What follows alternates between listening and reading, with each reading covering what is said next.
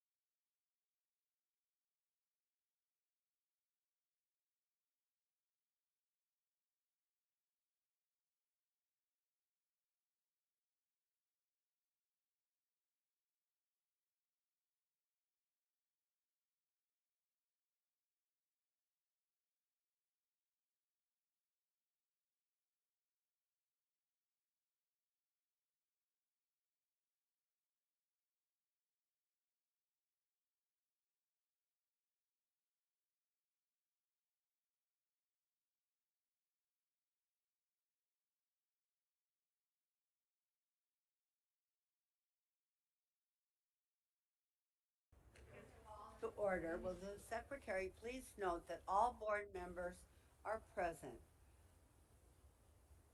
We will stand as Ms. Pastor leads us in the Pledge of Allegiance and remain standing while a moment of silence is observed.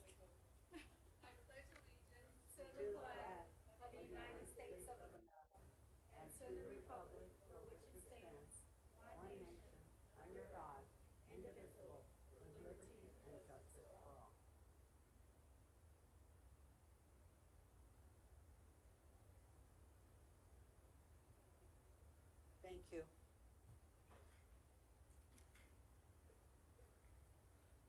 The first item on the agenda is 1D, approval of minutes of the special meeting, executive session, public hearing on the health and sex education curriculum, and the regular meeting held on November 4th, 2021.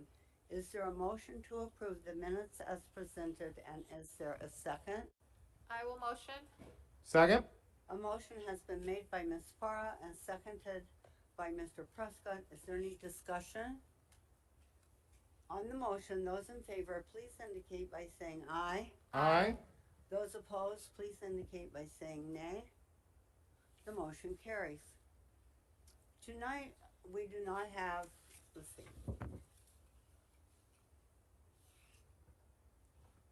Okay, tonight we do not have any formal recognitions. However, as a point of personal privilege, as president, I would like to recognize Dr. Geston, who was recognized with 3 awards in November. I had the chance to attend the Arizona Public Health Association's annual awards event, where Dr. Geston was awarded with the Arizona Policymaker of the Year award. This award is given annually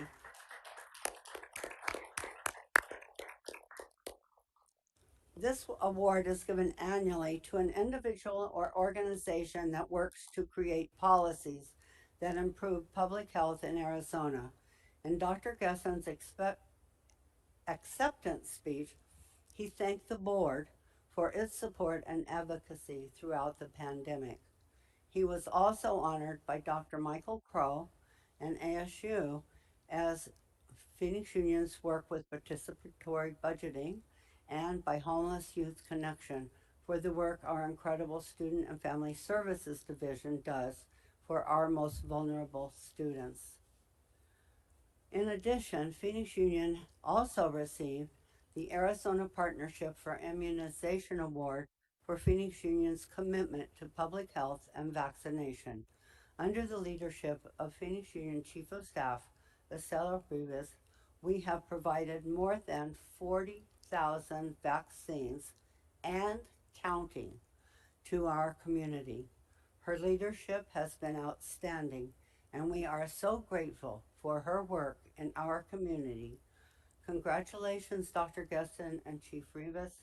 And I heard earlier this evening that throughout the pandemic, and we think this is a low number, that Phoenix Union has provided 2.2 million meals to the members of our community. So we are saving lives thanks to you for both with food and with vaccines.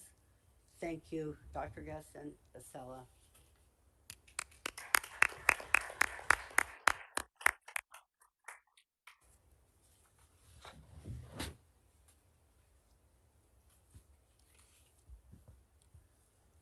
The next item is 2A, reports from student government.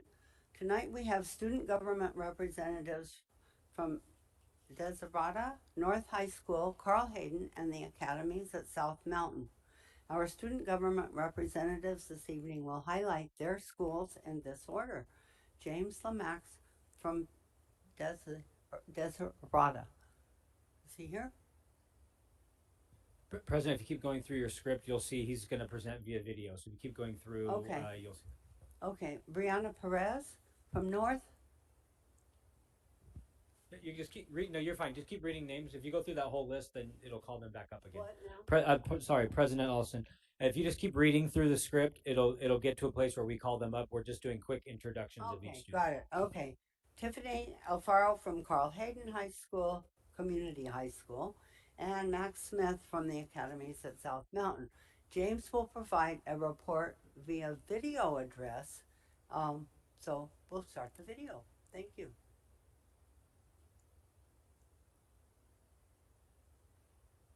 Good evening, President Alston, governing board members, and Dr. Geston. My name is James Lemex, and I'm the president of Desi Gerarda High School for the 2021-22 school year. At this time, I wanted to thank the governing board for giving us the time to directly report about the success, activities, and opportunity that are afforded to the students of my school. Our mission here in Desi is to empower students to become socially and emotionally skilled young people who see themselves as successful, productive, independent citizens at their school, home, and in the community. Our main focus, or our pillars here at Desi, is to be safe, responsible, and respectful. What we do here at Desi is we have a level-based system on behaviors. We have a community circle a couple times a week to learn about social and emotional skills, and we have a boys and girls group and Friday activity to practice and use those skills. How Stugo supports this is by planning weekly class competitions. We also plan spirit weeks for the school. And we also recognize students for their perfect attendance and birthdays to make them feel welcomed in our school. As you can see here, this is one of our examples of class competitions. And if you look onto the right, in yellow, we have upcoming class competitions. For example, the relay race, the 3-point challenge, and Save the Gummy Bears. This is our first Spirit Week. How we recognize birthdays is by giving them a card and giving them a crown on their head. Here we do charitable events. This was the example of our first one. Our next blood drive is on January 21st of next year. Our main goal for this school is to help students improve social and emotional skills to get back to their main campus and be successful in life. Thank you for listening to my presentation. We may be small, but we are mighty here at Desi.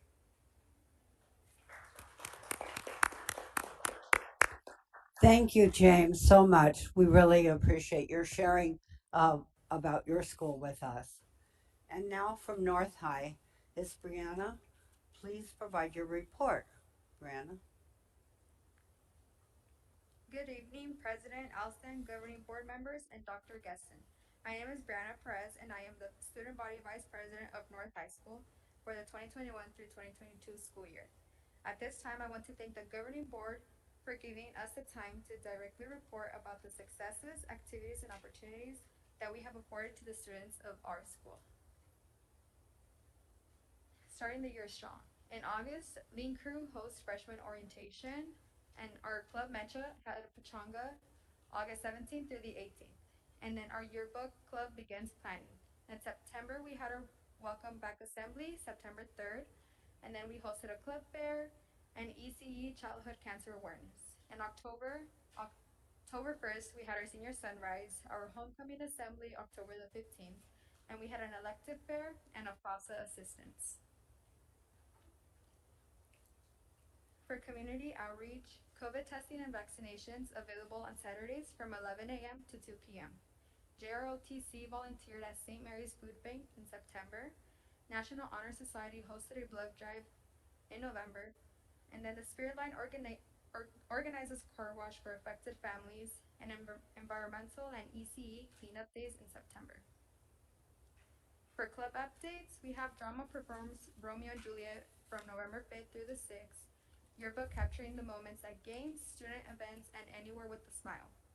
Robotics hosts workshop days for new members. Mock trial is on the case with assistance from law students.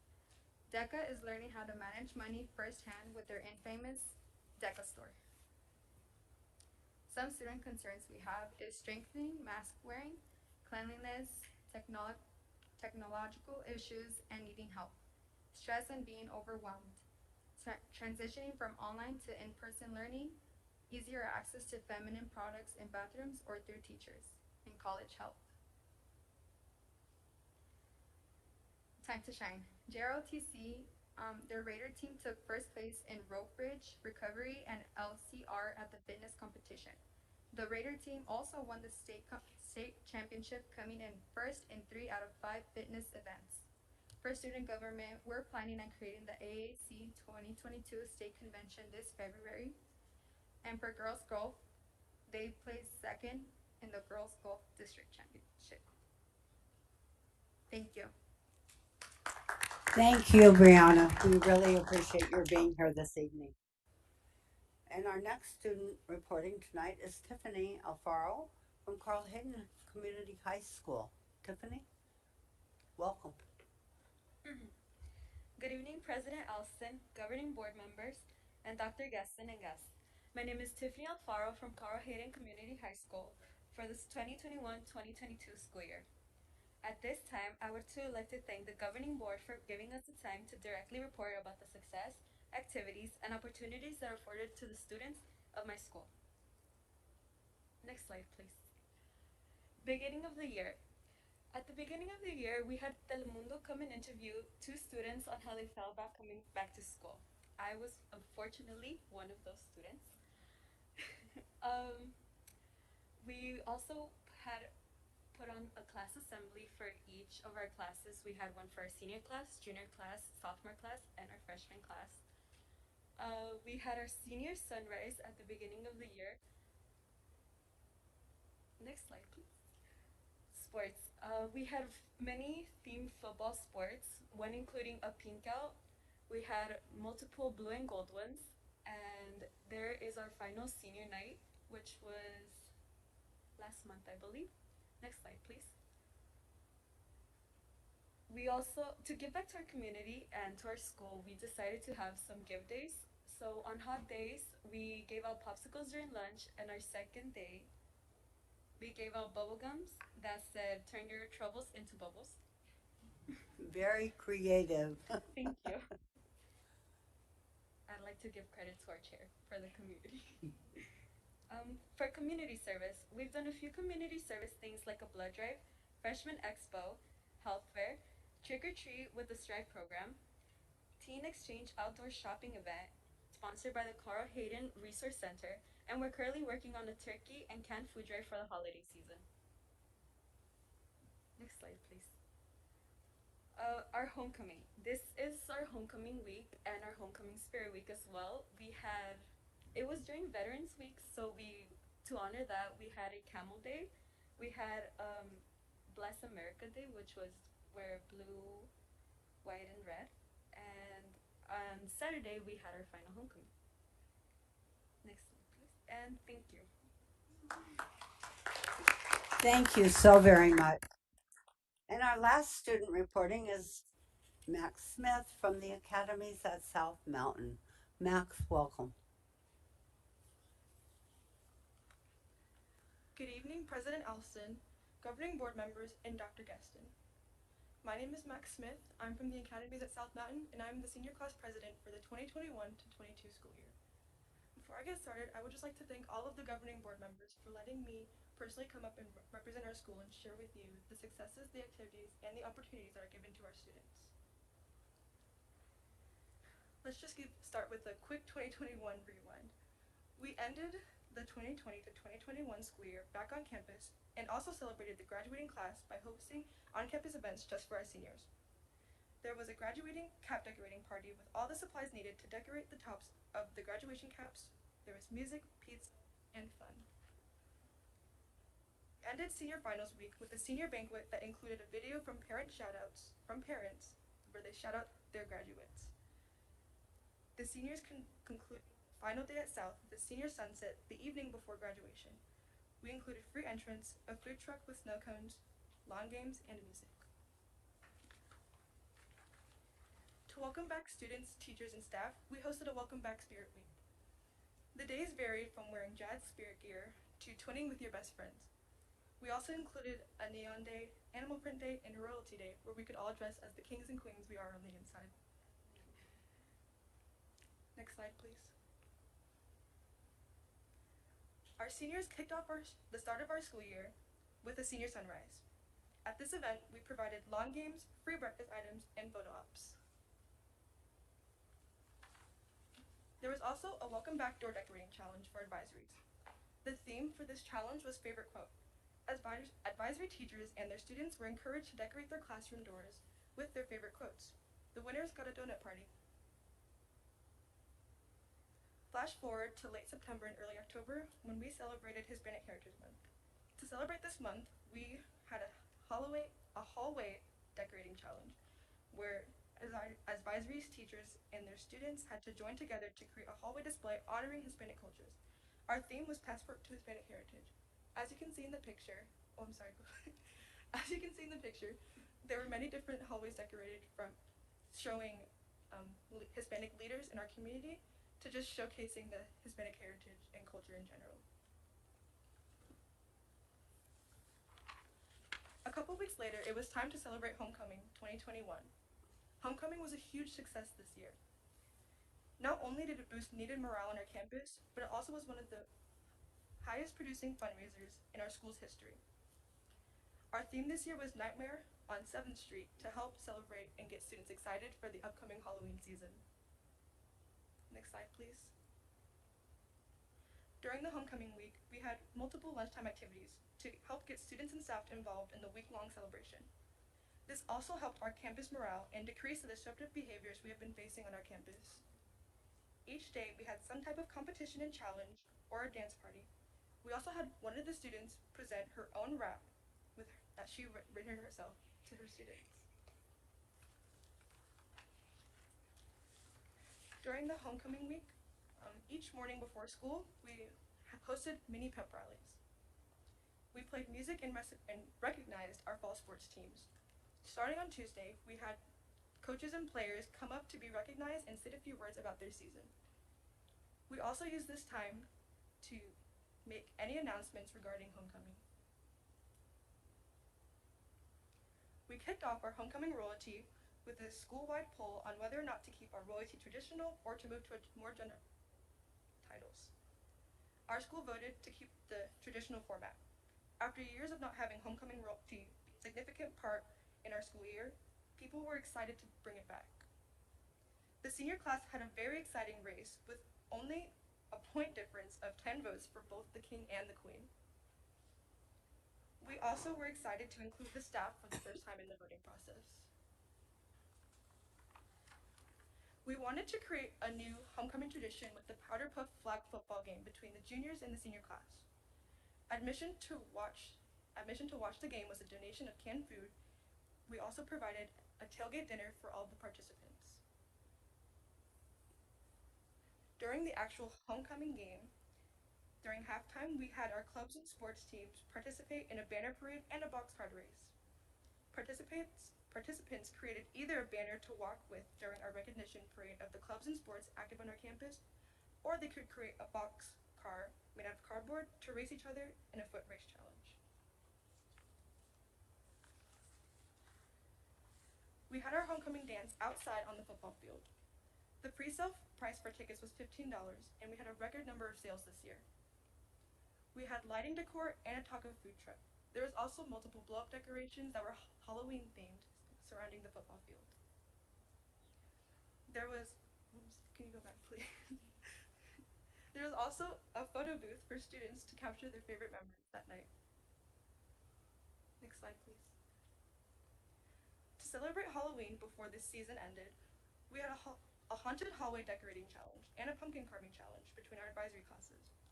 Pumpkins were carved.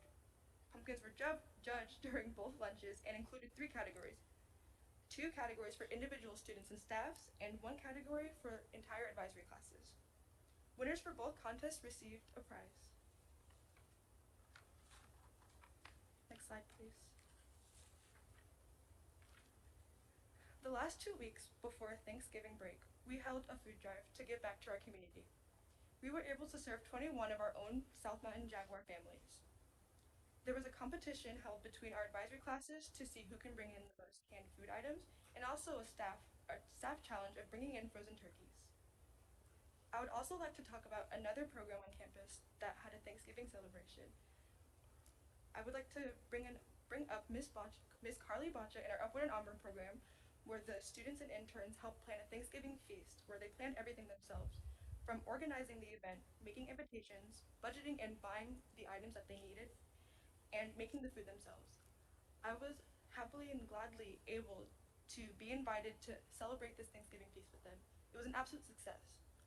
Along with many other events that we hosted on campus, a lot of the things that we're doing at South Benton High School are very successful and very helpful to our students. However, we couldn't do it at all with the amazing support of our administration office. Thank you.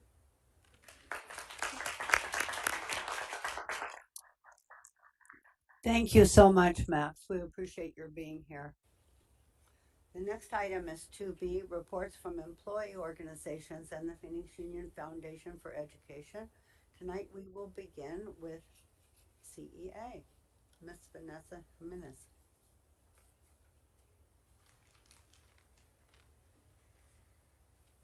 Good evening, President Alston, and sorry I wasn't ready. I don't usually go first. I should be better prepared.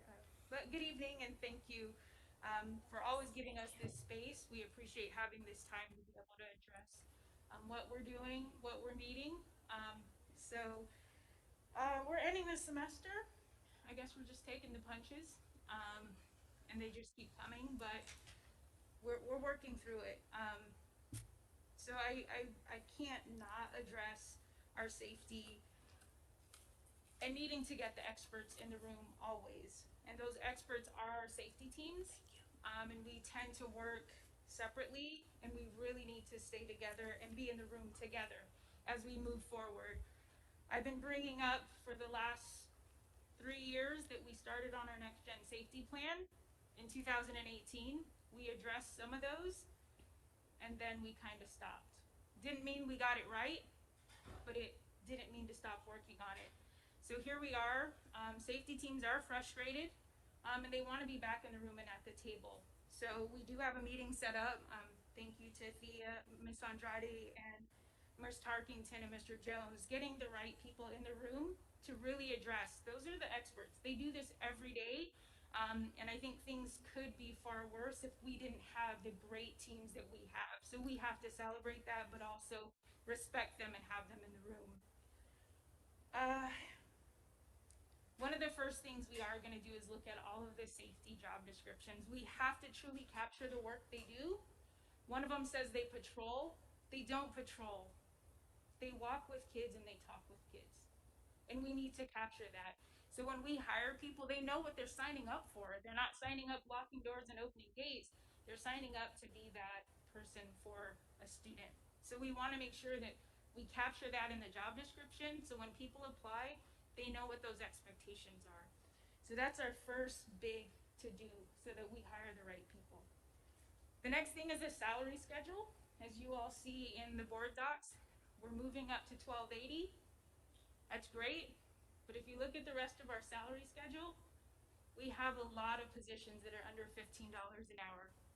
That's the bulk of our staff is under $15 an hour, whether we know it or not. Grades 1 through 7, that's the bulk of our people. Our community liaisons, our safety assistants at 1463, our student liaisons, our registration clerks, the bulk of our staff sit there. As you get higher, at a 15 and up, that's where you're going to see our trades. 15 and up is where you're going to see our IT, the amazing team that services every month. But those are one-offs. The bulk is under $15. So yes, moving to $12.80 is great, but we have to look at moving that salary schedule for everybody. Moving it to 15 is not just the answer, because you have people that have been with us 10, 15 years that just got to 15. So we have to figure that out. So I just wanted to make sure I brought that. It's great that we're getting to $12.80, but let's truly look at that salary schedule and how many people are affected by those lower wages. New year, we have to work on the follow through. We start conversations. If you look at our professional agreement, we do a really good job of putting those processes and those procedures and those checks and balances in there. to protect the district the best we can and to protect our employees. We try to make sure we look at that every time we make changes. Right now, the additional time it's taking to get processes and procedures are done, the morale is tanking because it's taking so long to get things done. I mean, in all honesty, we're still trying to spend the money we got in the spring to get those positions, extend the contracts to get better help in the summer for summer school, reclassify some positions, and we're still working on what does that look like. So I'm hoping in the new year, we can move things a little bit faster so that our people can see that we are working on it and we're trying to get it done. So those are, I don't know if you want to call them Christmas wishes, New Year's resolutions, whatever you want to call them, but that's really what we'd like to see. We're just trying. We still show up every day. We're not the type of people to throw in the towel, so we just want to make sure we bring that back and really focus on it in the new year. So thank you, leadership, President Alston, and Governing Board for the time. Thank you, Vanessa. Yep. We appreciate your report. Mr. Keith Gracier from the Admin Association. Good evening, President Alston, Governing Board members, Superintendent Dr. Guestin, leadership team, and community. ADA would like to highlight some of the great things happening on I-Days.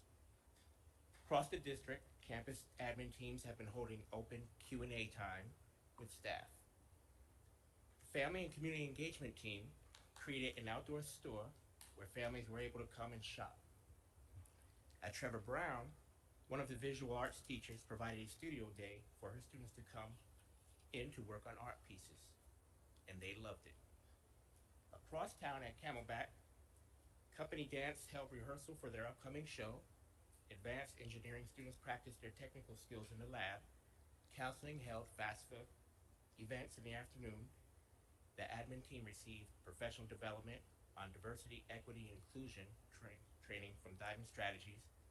And to really show it off, James Arndt made sure that his staff were provided with breakfast, and a local pain clinic provided free drop-in massages to the staff. ADA would like to thank all of you for your support during this semester. It's been a trying time for all of us, but we're doing good things around here. And we appreciate you, and happy holidays to all of you. Thank Madam you. Chair, Oh, I have a Ms. comment. Pastor. I'm hosting an art contest, and I heard art right now when you were speaking. I'm hosting an art contest for 18 and under. I'll get you the information because I want to get the information out to the kids. We're going to extend our deadline because we kind of just did it during the holidays and realized what were we thinking. And in this art contest, whoever wins, we want to pick 4 different art pieces that then their design will be wrapped around all our bike racks. And those that win will get a sign with their name on it, like an official street sign. So I need to get that information to you so that we can get it out to the system. Okay, thank you. Okay. Thank you so much. Dr. April Coleman from the Classroom Teachers Association will be joining us virtually. Yes, thank you. Good evening, President Alston, Governing Board members, and Dr. Guestin. I am virtual tonight because we are joining you from the winter convening of the National Council of Urban Education Associations here in Hollywood, California tonight. So thank you for allowing me to join virtually. There are 2 items that I would like to highlight tonight. First is, as we wind down the semester, I am pleased to announce that CTA members have ratified a salary package that we believe recognizes the great work done by educators in the district, and a package that will also help the district with its recruitment and retention goals for certified staff. I hope that when you review the package, it meets your approval and that you would accept it. Second, I would like to remind the board of the June 2020 survey of CTA members regarding school resource officers. In that survey, over 80% of the respondents believe that SROs have a role on our campuses.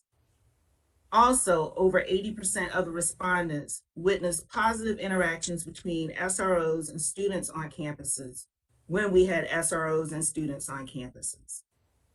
I want to thank you for amending tonight's agenda to include item 11C, discussion of school safety and the PXU Next Gen Safety and Security Plan. And I hope that you all have a very safe and happy winter break. And I expect to be live with you in person in January. See you all in the new year. Thank you. Thank you, Dr. Coleman. Ms. Laura Taylor is here from the foundation. Welcome, Ms. Taylor. Good evening, President Alston, governing board members, Dr. Geston. Thank you for allowing me to share some information about the Phoenix Union Foundation for Education. That first slide. While we're recruiting and accepting applications for Phoenix for the PUFE board members, we're saying farewell to Kristen Solorio. He has been elected to serve as the state representative for Legislative District 30. They told him he was going to be a little bit busy, and so he had to give up some things. But he continues to be a really strong supporter of the foundation, and he's recruiting new board members right now. We do wish him well, and he's encouraged to come back and join us at any time. The committees are hard at work for the foundation. Next slide. We awarded over $100,000 last year through scholarships. The scholarship committee is preparing the application now, and it will be open to in January of 2022 for students to begin that application process. Mini Grants for Educators is getting an overhaul. That application for students will begin will also begin in January. And promoting that at all the schools is a priority. So more to come on that. We also will have an official application for the emergency assistance funding that will be available on the website. As far as marketing goes, Richard Franco is heading up the marketing committee and staying very busy as we continue to better promote what the foundation is doing. And our campaign for impact is underway and has all the related committees buzzing around. The scholarship committee or sponsorship committee is creating strategies that include simplifying the giving levels and expanding the reach to gain some additional sponsors to our organization. The events committee is unstoppable. The kickoff event is February 11th. I hope you all received the save the date on that. All community members are going to be invited to this as we thank sponsors, we recognize community award winners, and we kick off that next phase of fundraising to the teams division. So if any of you need to be on a team, call me. Spoiler alert, we are adding some appreciation events for educators, looking to have some healthy, fun bowling competitions coming up where we'll have some fun, we'll raise some money, and we'll bring some more awareness to this campaign. So look for that invitation that will be coming out soon. We are already working on the annual golf tournament. This culminates on April 22nd, put that date on the calendar, and that is to serve as our victory celebration. So we want the $400,000 raised by that time. That's our goal. We also are adding some fun activities for non-golfers at that event. So that'll be a fun day as well. And the Sports Hall of Fame induction ceremony is coming up on December 8th. At Grand Canyon University. There are still some tickets available. You can register to attend that on the foundation website. Thank you so much.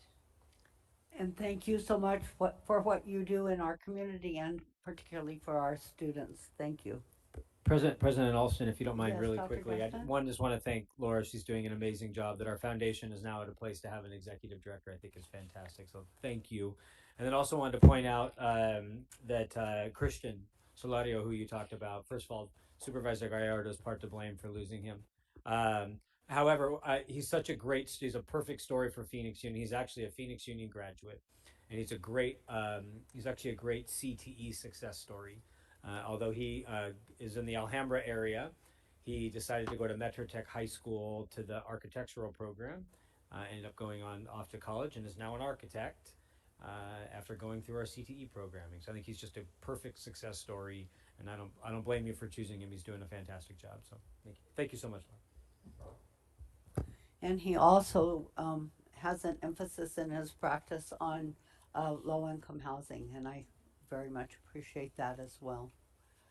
The next item on the agenda is 3A, call to the public. Due to ongoing COVID-19 precautions, a link was provided to the public for individuals wishing to address the governing board. We have 6 requests to speak. Presenters are limited to 2 minutes. I would like to caution our callers about commenting on a particular individual and thank you for not referencing any person by name. Our first speaker tonight is Propal Nadurum. Mr. Nadurum, please provide your comments and you will have 2 minutes. Thank you. Good evening, board members, Dr. G, and leadership. My name is Praful Nidhuram, a proud Phoenix Union psychologist and a resident of Phoenix. I would like to talk about school safety and support services. In the past few years, Phoenix Union invested in school safety, including fencing our schools, installing cameras, safe entry points, and more importantly, doubling support services staff to address the needs of our students. These are some great first steps, and thank you so much. As you will be discussing more about school safety, I request you to give equal importance for social emotional supports for our students as part of the Next Gen Safety Plan. For example, when there is a break-in in our house, we immediately call for help. The next day, we make sure our house is secure, but more importantly, for the next few months, the parents are busy in comforting and assuring their kids that they are safe. The role of support service professionals like school psychologists is very similar to this, and we need to provide more than immediate or short-term help to our students after such events. This board should not forget that emotional scar this pandemic has left on every student in our district. I request the board and the leadership to give equal importance and investment in social emotional support as part of our safety plan. I thank you so much for giving me this time. Thank you. Thank you so much.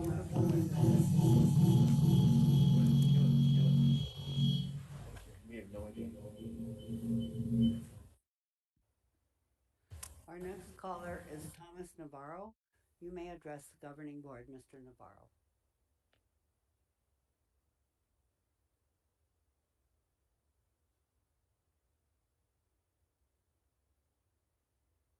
And I'm here. Is my mic working? Yes. Okay. Good evening, Madam President, members of the board, and Dr. Geston. I'm Tom Navarro, and I work as a counselor at Cesar Chavez High School. I've worked 28 years in our district, and 20 of those years have been at Cesar Chavez High School.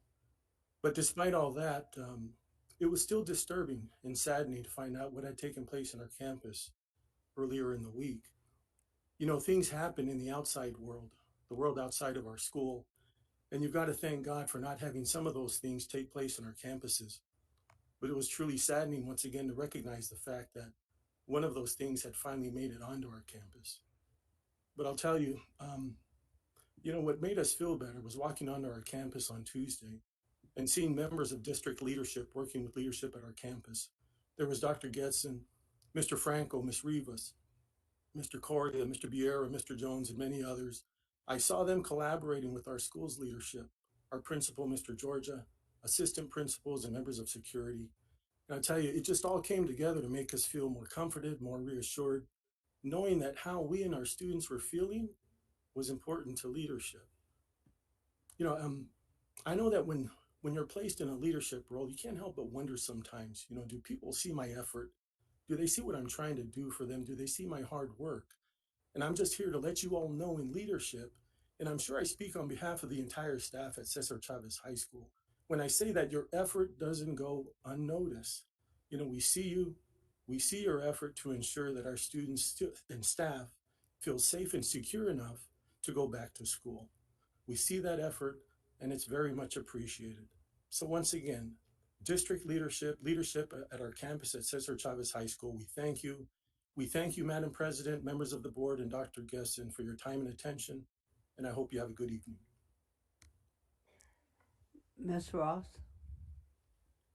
Just a quick point of privilege about this last incident that he referred to. I want to acknowledge that we expect Dr. G to be there. That's the president, he said, and he was. But it wasn't just, as the speaker just said, it wasn't just Dr. G. Mr. Franco was there. I got there at 6, whatever time the parent meeting started, and they had already been there. And this is on top of their already long day, and you don't typically expect like marketing to be there. And not complaining, just like all in, what can we do? How can we support this campus? And I just wanted to acknowledge that. That's all. Thank you, Ms. Ross. Our next speaker is Whitney Peterson. Ms. Peterson.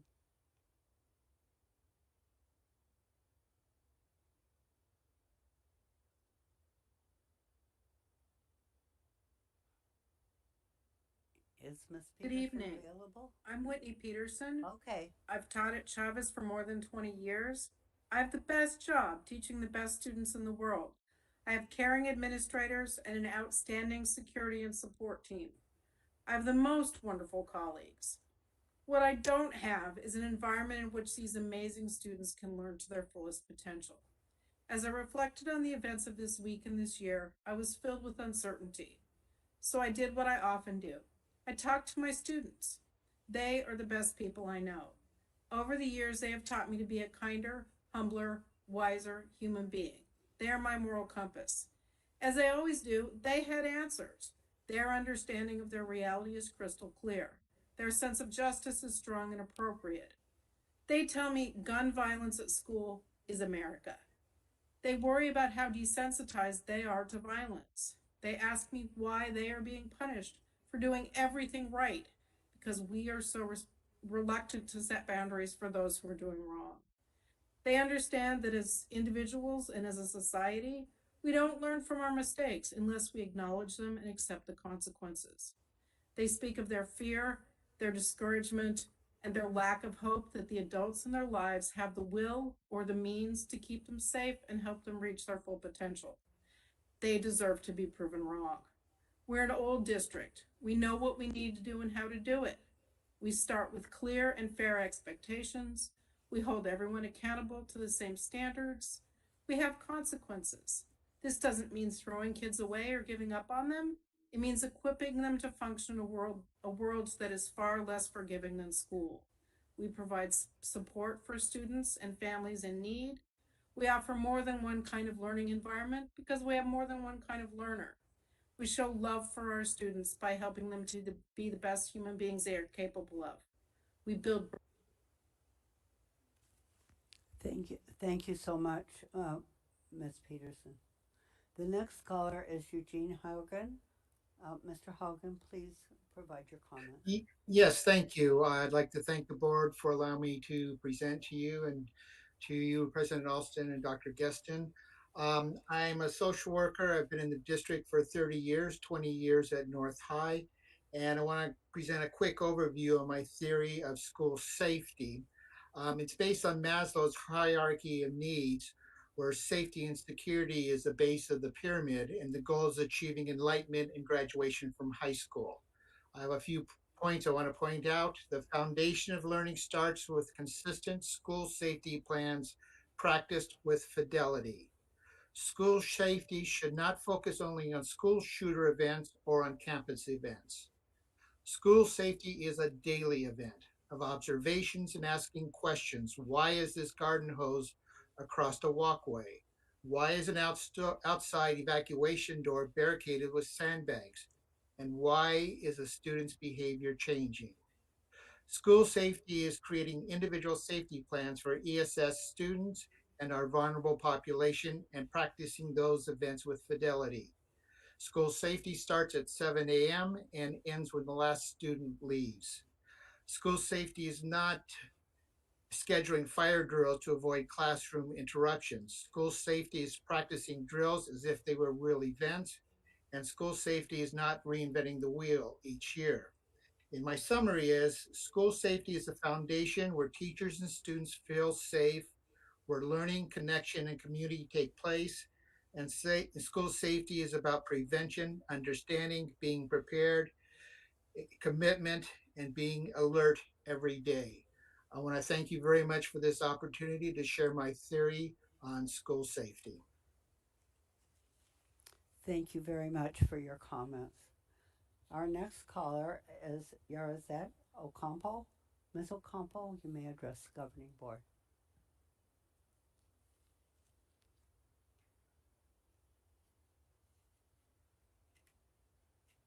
You hear me? Yes. Thank you. Thank you. I am a 13-year CCHS champion. I am a proud parent of 2 PXU grads, one of which graduated from our school. I'm also a proud member of the Levine community. Like my friend and colleague, Dr. Peterson, mentioned earlier, I know that we have the best job in the world, educating our youth. I know that we have caring and dedicated adults, administrators, amazing staff, and amazing security at Chavez. But like Dr. Peterson, I don't believe that we have an environment in which all of our wonderful students can learn to their fullest potential. And the question is why? Unfortunately, last week's event is becoming more common in our country. And the question is why? As an educator of 20 years, 13 of which have been in our district, I feel and believe that this has been indeed the most difficult year for many reasons, many layers. The pandemic has definitely been part of this. The loss of education time, the loss of loved ones, increase of stress and anxiety, large class sizes, being short-staffed, short subs, short teachers, a new block schedule with minimal teacher input, new initiatives during an already difficult year has added more to these layers. Keeping all this in mind, I do believe, though, that we do have solutions. We can slow things down, listen to our teachers and listen to our students and support. Thank you so much. Our last caller tonight is Merle Flores. Ms. Flores, you may address the governing board.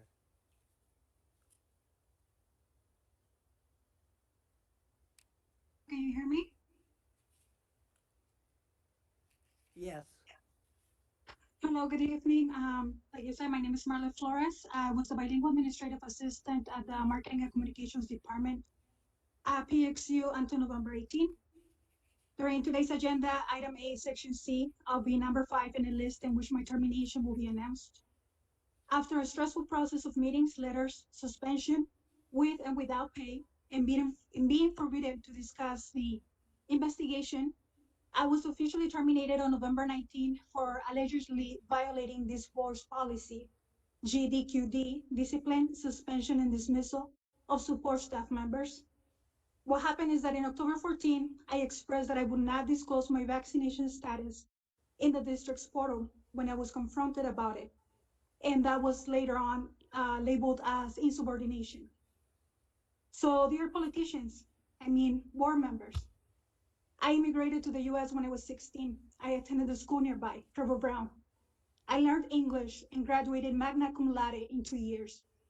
I went from being a non-experienced ELL student parent liaison to being PXU Classified Employee of the Year in 2019. I almost doubled my pay in 4 years. I translated and corrected most of district Spanish communication during the past 2 years. I developed excellent relationships with students, parents, and staff across the district. By the way, some of them have contacted me and offered me their support, saying they also wish they could have taken that stand to protect their privacy. However, they cannot afford it. They have kids or they're head of household. So I think that that's how PXU pushed almost 200 employees to disclose their vaccination status after the October 15 deadline. So when you're with your loved ones, I want you to think about one thing. When you're at the doctor, when you're promoted, or when you're retired, think about how does. Thank you so much for your comments. The next item is item 4A, approval of the consent agenda. Is there a motion to approve the consent agenda items as presented, and is there a second? So moved. Second. A motion has been made by Mr. Prescott and seconded by Ms. Para. You're switching stuff up on me. On the motion, those in favor, please indicate by saying aye. Aye. Those opposed, please indicate by saying nay. Any abstentions? The motion carries. The next item is 5A, the superintendent's report. Dr. Gaston, please provide your report at this time. Good evening, President Alston, members of the board, and Phoenix Union community. I have a few slides I want to share with you all tonight. First of all, this past month was Education Support Professional Day, and a chance for us to celebrate the amazing education support professionals that we have here in Phoenix Union, nearly 1,500 that come from 9 different job families. Heard already about a lot of those tonight, whether that's security or technology or food services, front office staff. Our ESPs are the best, and I had an opportunity this week or this past month to thank them. I know there were parties and celebrations across the district. Many of these pictures are from just the district support facility, but I know that on our campuses as well. And I just want to thank Ms. Jimenez and her leadership leading all of our classified ESPs here in Phoenix Union. Speaking of our employees, we were notified actually today that Forbes magazine every year sends out a survey to thousands of veterans in America and asks them about the quality of their workplace. And believe it or not, of the thousands and thousands and thousands of employers in America, Phoenix Union is actually considered by Forbes magazine the 91st best place in America to work for veterans. Wow, that is amazing. And it's, again, not something we applied for. We were just notified today, as a matter of fact. So again, just really proud of our team, especially during these challenging times. I think most people struggle with work everywhere, with the stress and the anxiety, and I think this was just a great celebration for us. Speaking of nationally, Ms. Jimenez, I mentioned her a couple minutes ago, but if you have not heard, Ms. Jimenez was appointed to the National NEA Board. Congratulations. Yay.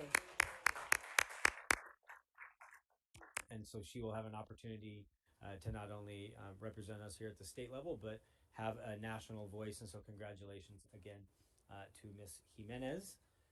We also, this past month, had a chance to do and engage in one of Mr. Prescott's favorite events, which is our district academic decathlon. We hosted that at Cesar Chavez High School. And as you know, Cesar Chavez has one of the most successful academic decathlon programs in the state. And again, thank you, Mr. Prescott. There's a picture of you up there. Anyway, so congratulations to all of our participants as well. We also had an opportunity this past month to co-host an event with Councilwoman Ansari and Councilwoman and Board Member Laura Pastor at Cesar Chavez high school where we did our best to bring even more awareness to the importance of electric buses and air quality. I had a chance to bring the National Lung Association and really talked about the importance not just of electric buses, but how do we leverage these federal dollars to bring more electric fleets, not just to school districts. I know this is something near and dear to the city as well. As you are probably aware, governing board, we were the first district in Arizona to purchase an electric bus, and we're now up to 4 and climbing.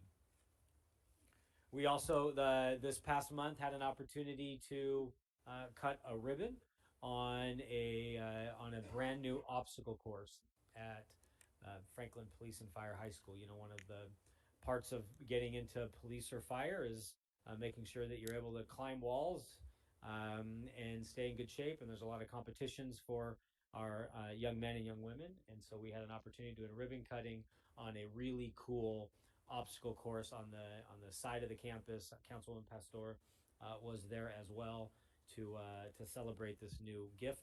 This was from a donation that the governing board approved a couple of months ago, a $100,000 obstacle course at Franklin Police and Fire.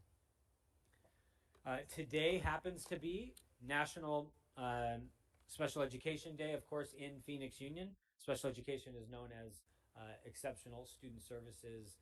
In 2005 was the first ever National Special Education Day, and in 2005 that happened to be the 30th anniversary of the Individual Disabilities Education Act.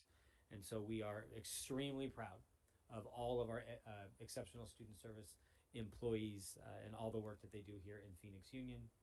Speaking of amazing employees, Miss Miriam Goldie at Wilson College Prep was recently named A+ Teacher of the Week. Actually, the video of this is going to air in January, but she's the A+ Teacher of the Week from Channel 12. And it's a really heartwarming story. First of all, she's an amazing teacher, and as Councilwoman Pastor probably knows, but she's also battling cancer. And you see the picture on the right, the entire school had a pink out for her, and in honor of her battle with cancer. And so she's being recognized. You see the picture up there, and that will air really soon. A remarkable woman going through a tough time in her life, and we're so proud of her. And then finally, I actually think we heard almost finally, we heard a mention on Call to the Public about bell schedule. Phoenix Union over the last couple of years has had 3 major bell schedule changes. We had a pre-pandemic 6-period bell schedule. We had a during pandemic virtual 3-period bell schedule, and now we have a middle of the pandemic block 3 and 3 bell schedule. And so because of that, we've decided to survey all of our employees, not just teachers, but all of our employees, just to really get feedback on what works, what doesn't work. I can tell you that initial results show that we're going to have 0 consensus whatsoever. That a third like it the way it used to be, a third like last year's, and a third like this year's. So be ready for some bell schedule challenges in the future. But we're going to do our best to find the right kind of post-pandemic bell schedule. And we thought the best way was to start with thousands of pieces of feedback from our own employees who know this work better than us before we even started to dream about bell schedules. President, Councilwoman's going to jump in if that's okay. I just have a question. In surveying the teachers, have we surveyed the students and the parents on this? Great. Yeah. President Olson, Councilwoman. Yeah, we actually plan to do it with all 3 groups. We know that students will have very strong opinions on this as well. And important to note, it's actually more than just a bell schedule. We learned a lot during the pandemic, and want to learn as much as we can from our community about what we took away from that. So we're even talking about your online learning style. Do you prefer online versus not? You know, what would that look like? How long should a passing period be? What time should school start? What time should school end? So we're using this as an opportunity to just get thousands of pieces of feedback to really think about building something, hopefully post-pandemic, that's suitable for our community. And so I want to thank, first of all, our tech and logistics team who does the behind the scenes, but Ms. Andrade and Ms. Tarkenton and Mr. Camp and Mr. Biera on our A team, our achievement team, for taking this on. This bell schedule is challenging. We want to get it right and want to make sure we've learned what we needed to learn from the pandemic. And then finally, I believe it's my last two slides. We heard it tonight. This is a slide that I shared a couple of months ago. And these are 3 slides that I shared, and they were all just a reminder that this is the toughest year educators have ever been through, period. We barely survived the first quarter, it feels like. Now we're barely surviving the first semester. And I just wanted to thank all of our employees. We have between 3,000 and 4,000 employees who are just about to finish the single toughest semester in, we believe, the history of public American education. And when you're an educator in a large urban high school system, it's even more challenging. And so I just want to thank every single one of our employees for helping us together get through what's been a good year, but an extremely, extremely challenging year. If you know of any educator at any level, in any district, in any way, thank them for all they've done to help us get through this year. And with that, I'll turn it back to you, President.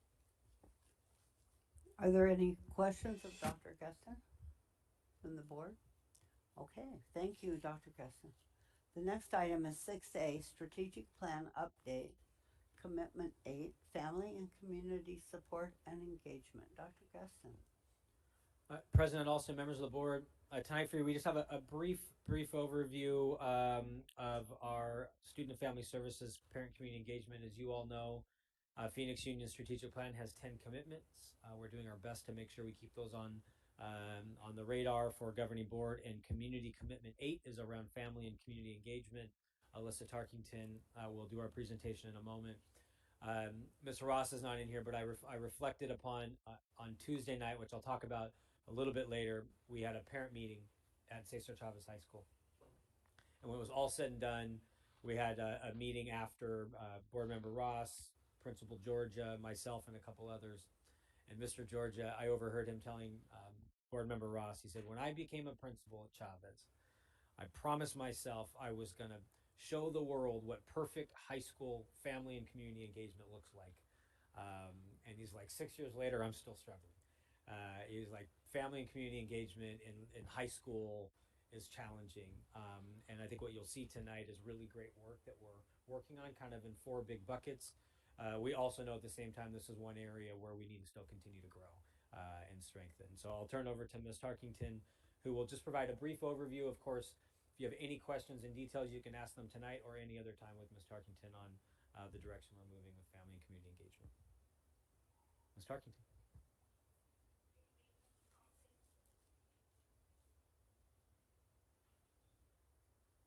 There we go.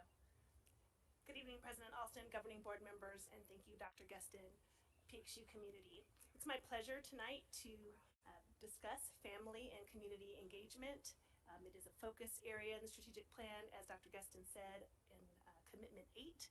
I also want to acknowledge that I'm very consciously aware that we have parents on the governing board, as well as Dr. Gustin, and of course, in our local community.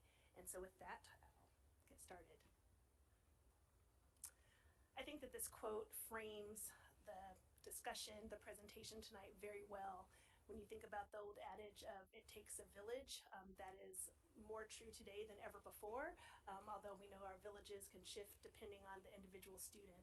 And so what we know is that education is not the sole responsibility of the teacher in the classroom, nor the walls of the school, but it's really about partnership with our families, partnership with our local community partners as well.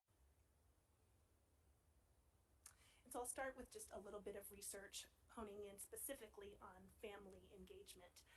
I had the privilege to have travel approved a few years ago, along with the team. At that time I was in the leadership division, to journey back east to Harvard, where Dr.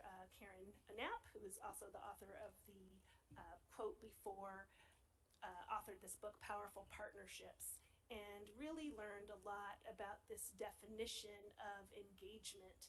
And what we know is that just because a parent doesn't show up to an event doesn't mean they're not engaged, and just because someone shows up at an event doesn't mean they're engaged either. And so what she talked about is when you are in the process of having an event, starting an initiative, bringing a committee together, that there are some conditions that we can't forget. And so that one is that everything should be linked to the students' learning. What do we expect our students to know, and what do we expect them to do, and how does this work that we might be journeying in, how does that impact that? We have to remember to be relational, and that's really simply about building trust and fostering respect. We need to have a developmental mindset, meaning that our families are assets. They come with knowledge and experience and talents and skills and cultural backgrounds that we need to partner with, and know that there's no deficit model. We know that our values are already to be collaborative, but really having that reciprocal relationship of listening to one another, challenging one another, and making sure that everyone can contribute. And then lastly, when we get together, we should try to be interactive, try to have some fun, be hands-on when we have time with our families, and not just sit and get.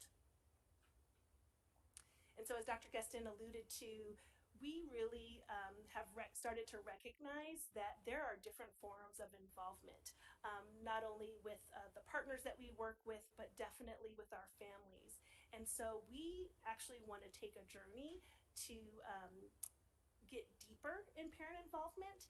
And as I present and focus on these 4 areas for the rest of the presentation, I hope that we're in agreement with how we really want to, where we want to strive, and the goals that we want to set with our families.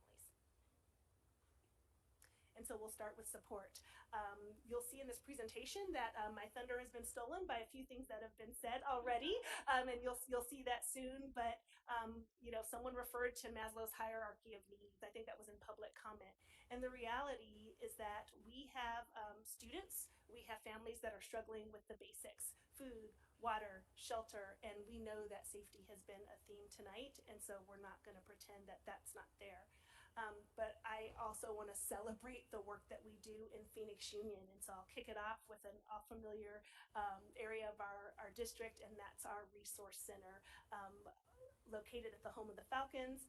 Thank you, Principal Rubio, again, for sharing that space as a district resource. I think where I want to go with this are twofold, because again, it's about family and the community engagement. And so again, October of 2019, under the leadership of Cindy Tercero, we launched our resource center.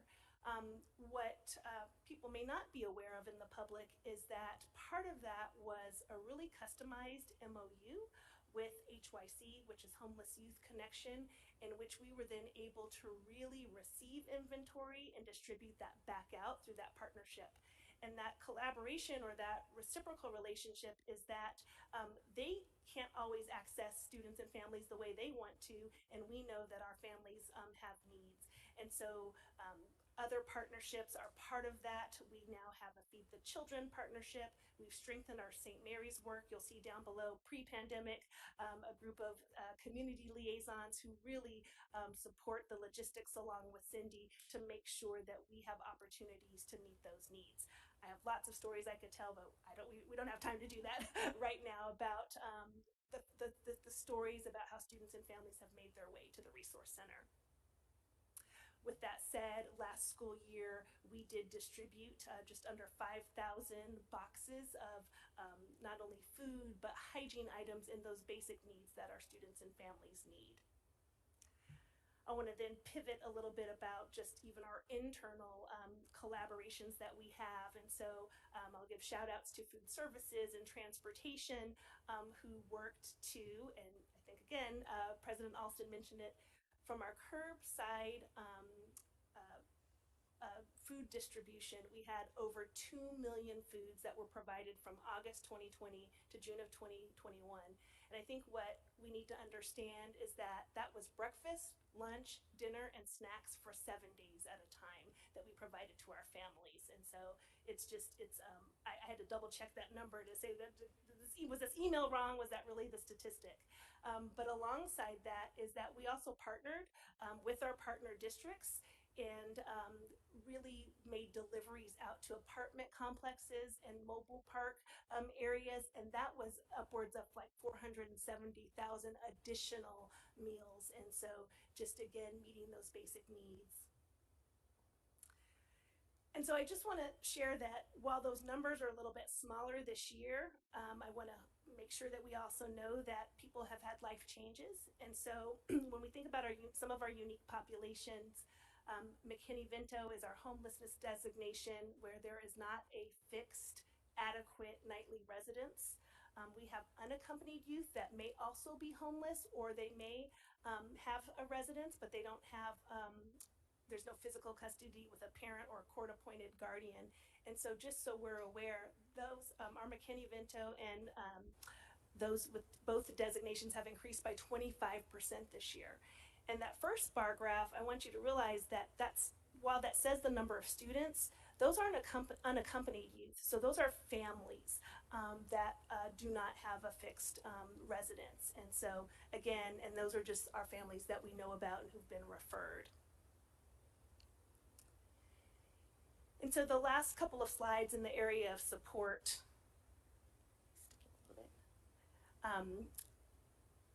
we're going to focus in on our vaccines. I think there might be one on Thanksgiving as well. So just so we all know, we did 115 full Thanksgiving meals, turkey and sides as well. And again, all of the collaboration, and that doesn't include some of the campus drives.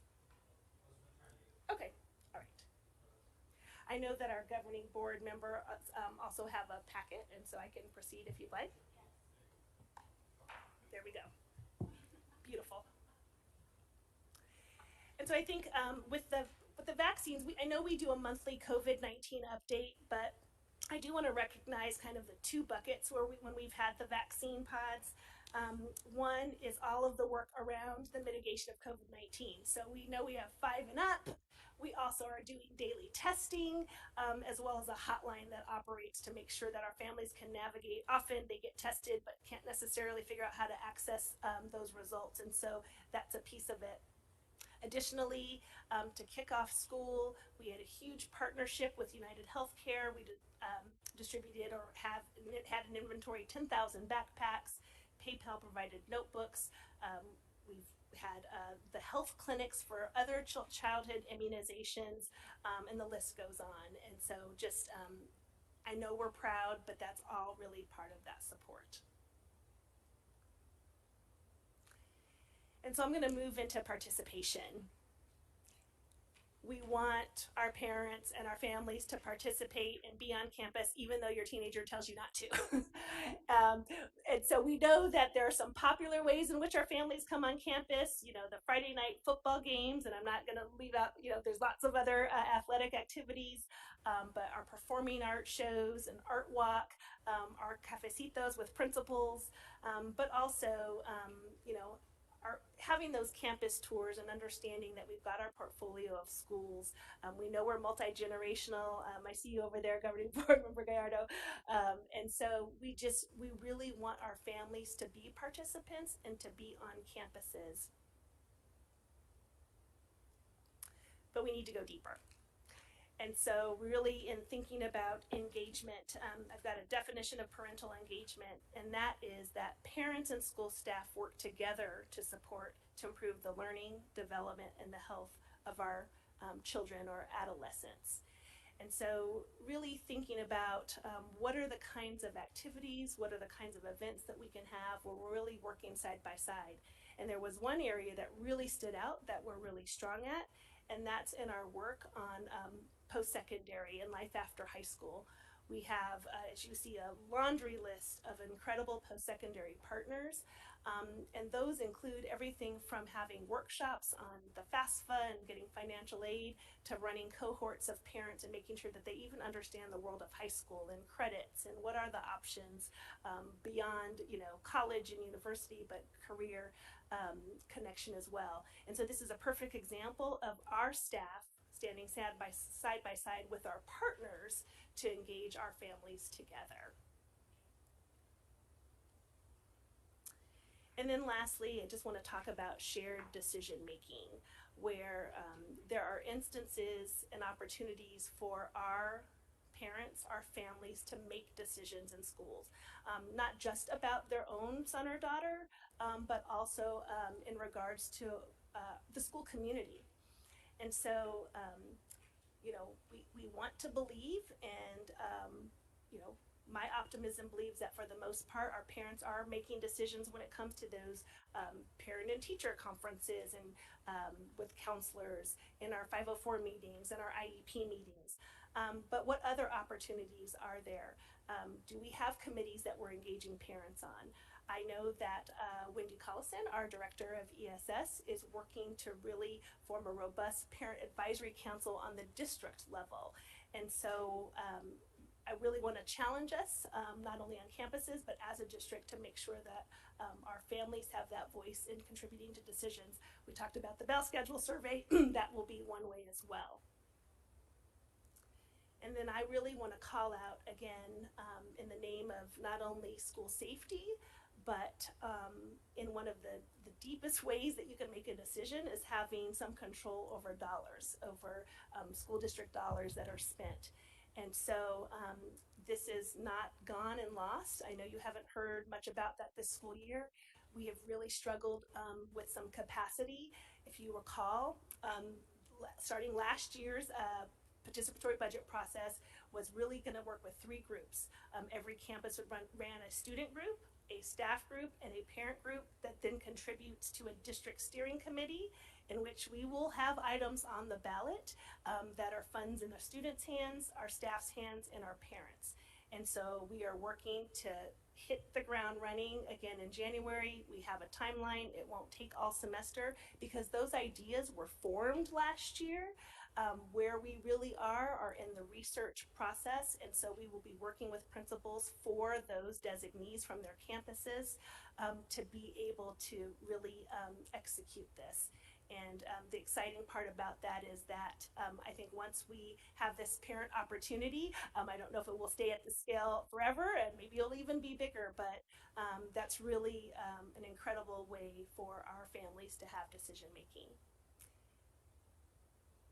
And so lastly, I just want to highlight that we do know, we see that our families trust us. Our enrollment is higher than it's been in the last 4 years, and we know that surrounding districts are struggling with their numbers. And so we're not going to stop. And so we know that we need to continue that momentum and strengthen trust. And we're excited to really think about that continuum of ways that we can engage our families. And with that said, I'll stop for discussion and questions. Ms. Ross? 2 things. First, with the food, I'm going to call them food boxes. That's probably not what they're called. I just wanted to acknowledge how, I don't know the word, but like all over they were. Because like I saw buses in my community, and my community wouldn't be considered struggling financially when Paradise Valley, but we're, and I saw my neighbor regularly getting a box of food for his family. So I like that we were, I don't know, inclusive, I think is probably the word, and we didn't just focus on one area, but it was more spread out. So that's the first thing I wanted to acknowledge. Good job on that. And then the second thing is actually for my fellow board member, Mr. Stanford, and I just wanted to acknowledge what a good legacy you are leaving behind with the PB process.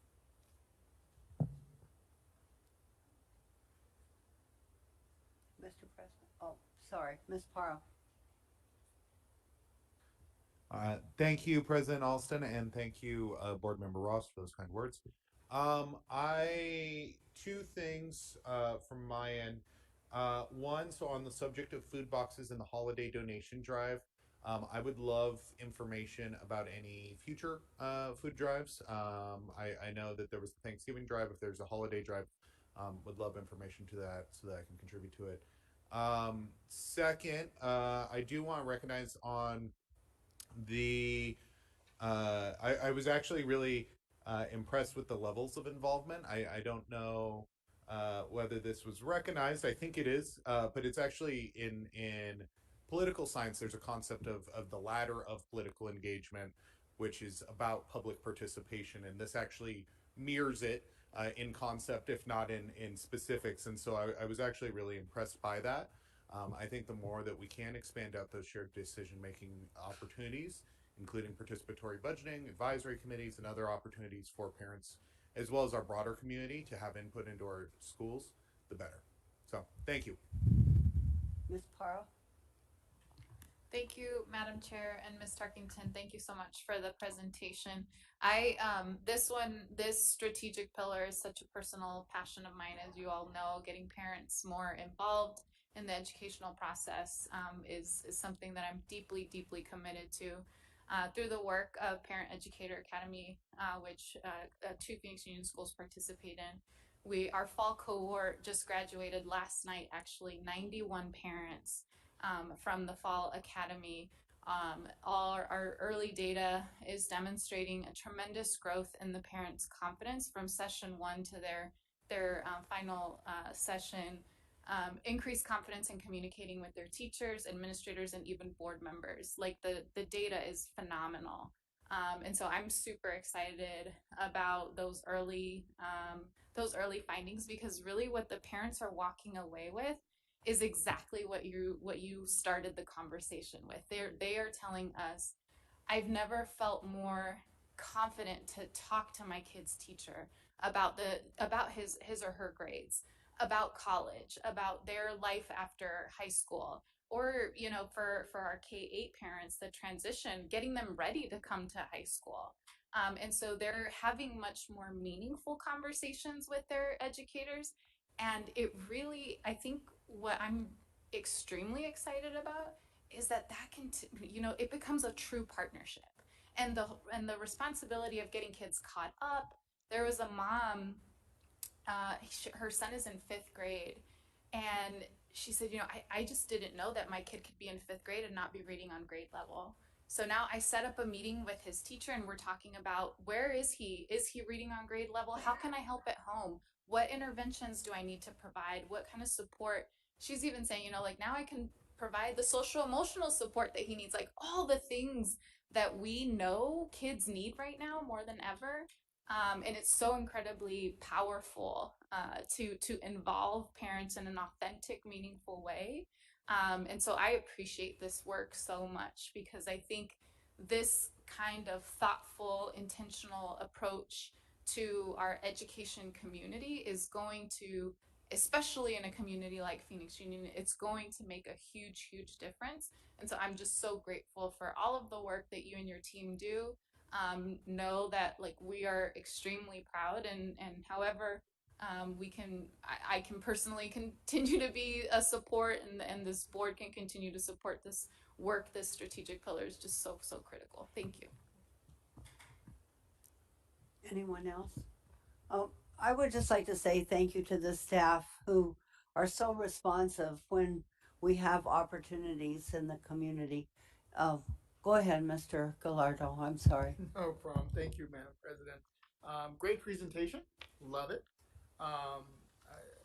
Always a fan of getting, I think I speak of everyone here, we all agree, getting our parents engaged is a top priority. And how do we help our families? When I ran for the board, I wanted to focus on one area before the pandemic hit, and then it really kind of messed everything up. But I wanted to focus on how do we help our students outside the campus. I'm not an educator. I'm never going to try to pretend to be an educator. That's what you all do. You are the experts on how to educate. But I do have a level, I believe, of expertise of knowing the challenges of many of our families. And some of the economic and social challenges that our families face every day that impacts a kid's ability to learn on campus. So how do we help that? How do we help them? How do we help those families to get them in a position where the kids would not have a problem? And perfect example was a student from Carl Hayden. We were working with him on another issue. He had got himself in some trouble. We were working at the county attorney's office to help him out. But during our discussions there, come to find out, he is living with his mom, single mother, with 2 other little siblings, and they had been in the dark for 4 months. They had no electricity. They owed APS like $2,000, and they just happened to come up in a conversation working with him on another issue. And there's programs there. There's programs. There is so much that I learned at Maricopa County that are available for families, and how do we get them connected? You know, that one child, that one young man from Carl Hayden is just one of, I would bet, just hundreds of kids throughout the valley that face these type of challenges. And how do we help them? How do we get them engaged? And school district, as your slide indicated, families trust school districts. They may not trust me as a politician in Maricopa County, or perhaps, I don't know about a councilwoman, but they do trust the school district. They trust the school districts. And so how do we make that connection? I think the program at Carl Hayden, I was there with the grand opening, beautiful. Couldn't be more excited. I think it's a resource that is needed at all our campuses. It's something that we should be spreading around at every portion of our footprint. But I think that's something that I think we could really continue to try to figure out. How do we connect families to services and programs? More so now. I mean, we spent in Maricopa County, I'm not even talking about Phoenix, but just Maricopa County, $100 million on utility assistance and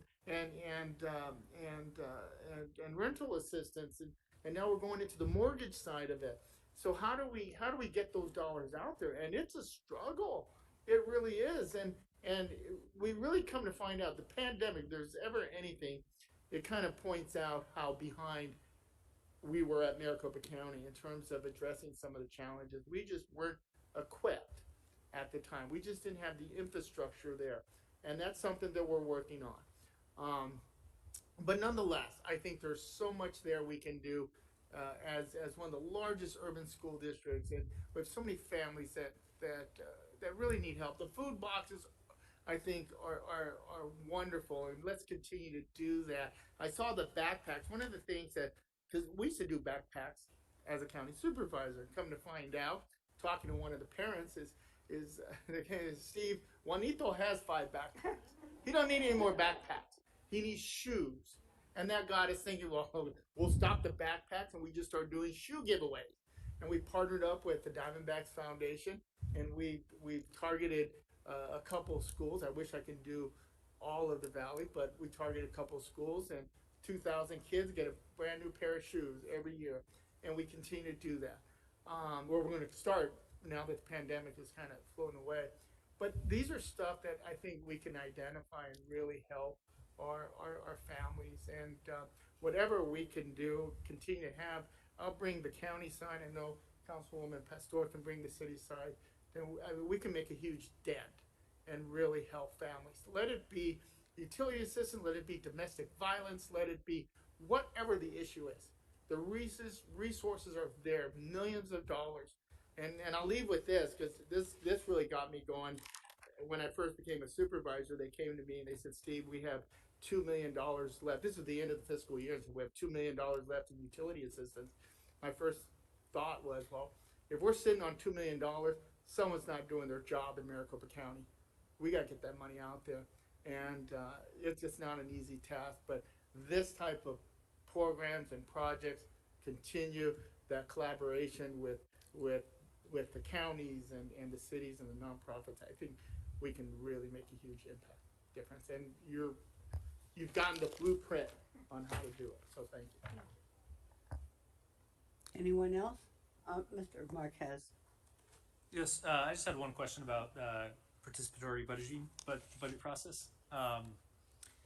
Moving into next semester, is there any opportunity for stakeholder groups that are not covered by the 3 designated stakeholder groups, parents, teachers, and students? So could advocacy organizations or parent advocacy organizations or student advocacy organizations be included in that process at all? And have they already been included?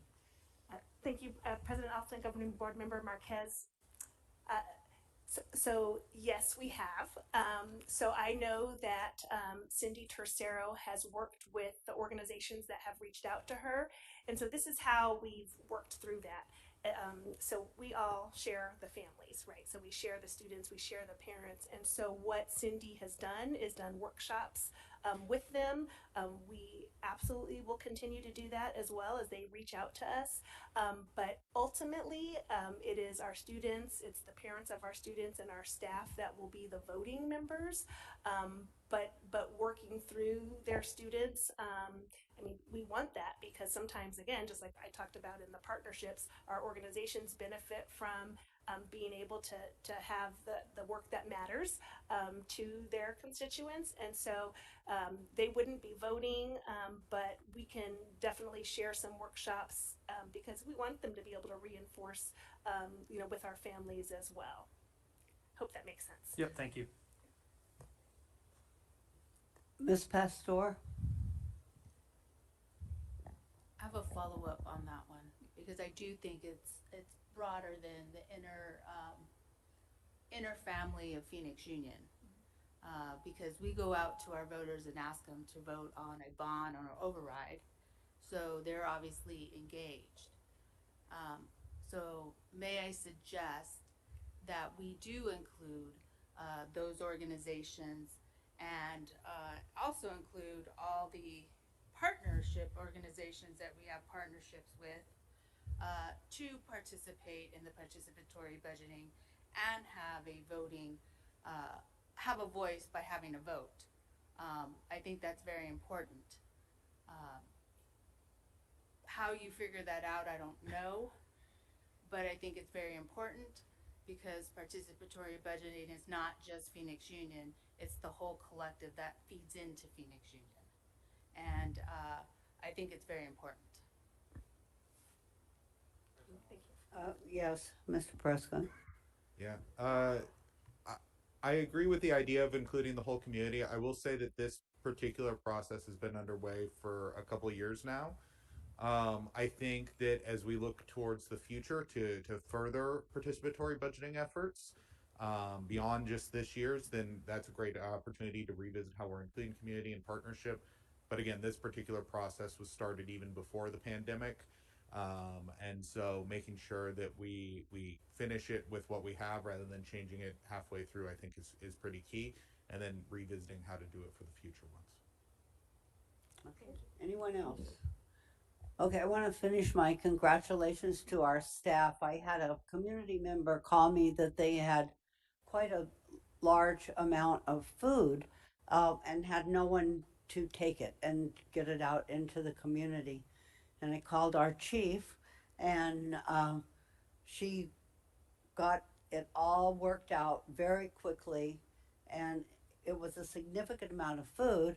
And they called us again on several occasions because they knew Phoenix Union could be counted on to be there, to go pick it up, to get it out to those people who needed it. So another hats off to our staff. Thank you. Anything else on this subject? Okay, thank you. The next item is 7B, adoption of the health and sex education curriculum. Is there a motion to adopt the health and sex education curriculum, and is there a second? I motion. Second. A motion has been made by Ms. Parra, seconded by Mr. Prescott. Is there any discussion? On the motion, those in favor, please indicate by saying aye. Aye. Those opposed, please indicate by saying nay. Any abstentions? The motion carries. The next item is 11A, discussion of the Phoenix Union redistricting process. Dr. Geston. President Alston and members of the board, every month we will have this agenda item on the board, and to give an update on where we're at today is our General Counsel, Eileen Fernandez.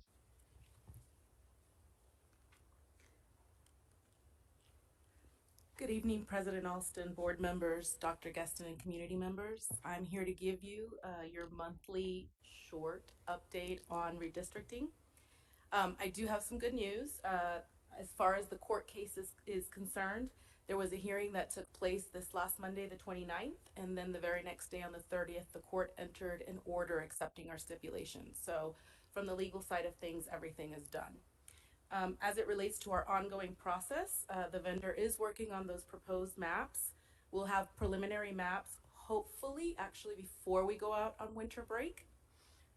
The goal is still to present those to you during our next meeting in January, hold a second round of community meetings in February, and present the final map boundary alternatives to you in March for you to vote for them in April. We've also worked on creating a marketing plan that expands the efforts we had during the first round of meetings. Some of the examples are reaching out to community groups, contacting student government groups, working with schools so that the meetings are included on the marquees, reaching out to PTO presidents and asking schools to identify parents who may want to also engage in the process. The marketing efforts are ongoing right now, but we will actually start announcing and announcing the meeting to the public after winter break, and that's simply because things in the marketing world kind of slow down during the holidays because clearly people are thinking about other things besides this. So that's the update that I have for you tonight. Thank you. Ms. Para? No? Anyone else? Thank you. The next item is 11B, discussion of the COVID spread and mitigation, including masking and vaccines with potential action. Dr. Gaston. Right, President Alston, members of the board, down to our last couple of items for the night. This is another monthly agenda item that we bring back to you all, our monthly update around COVID spread and mitigation. You saw this slide earlier from Ms. Tarkington. Just want to point out that despite all of the challenges, Phoenix Union is up nearly 1,300 students in enrollment. That is a huge victory for all of our staff. And as Ms. Tarkington said, it shows that our families and communities trust the decision making that we've made, especially around COVID and vaccines and masks. And we're also excited that our enrollment's up in every grade level, so that bodes well for the future of our enrollment as well. Unfortunately, spread of COVID is not going as well as our enrollment is. And these are our zip codes. They're still all red. These are primarily made up of the Delta variant. We also know there's a new variant that reached the shores of California yesterday. And we'll continue to track the future of the spread of Omicron in the coming weeks. But I think it's important for us to remember we're not nearly out of the pandemic yet. We do continue to do COVID testing. Just a reminder, spread the word that COVID testing happens on our campuses Monday through Friday at all of our 11 large high schools. And for our small schools, any schools that need support during the day, we do have contracted service to do mobile testing on those campuses as well. And then we also offer Binax Now, the self-test to our employees, our students, and our staff. We also continue with vaccination events. Although this is a picture of a cute young man, this slide is really about the adult vaccinations. We continue to do adult vaccinations, and especially the booster. You see the picture of the new variant that's coming. We continue to give out boosters in the month of November. You'd think that vaccines have slowed down, but in just 3 Saturdays in November, we did over 4,000 vaccines. And so we continue to draw really big numbers in Phoenix Union. And that's, again, all 3 of the vaccines and the booster. And as you all know, we're also in the business of pediatric vaccines. And this is tricky business because kids hate needles. I may have said this the last time we were together at the board. The biggest challenge of running COVID vaccines for kids is vaccinators don't want to do kids. They should, right? Because it's tough. They run and they scream and they squirm. And so we never had a problem finding enough vaccinators for these events, and it's been challenging, although we've found great partners. Even the fire department, Phoenix Fire Department has been helping to make sure we can fully staff and have given out thousands. This Saturday will probably be our biggest. This is the first big event was 4 weeks ago. And so all parents that have given their kids their first shot in the last 4 weeks will come this weekend. So we anticipate thousands of vaccines this weekend. And as you all know, part of getting more shots into arms is not just about access. It's about education, people in their community telling them it's safe, why they're doing it. You've seen that we've been making videos and doing our best. And we had our marketing team create a cute video of kids and parents using our employees of why the vaccine was important to them. These are other really cute pictures. But want to show you just a brief video that we're going to start publishing on why parents and kids want to get the vaccine.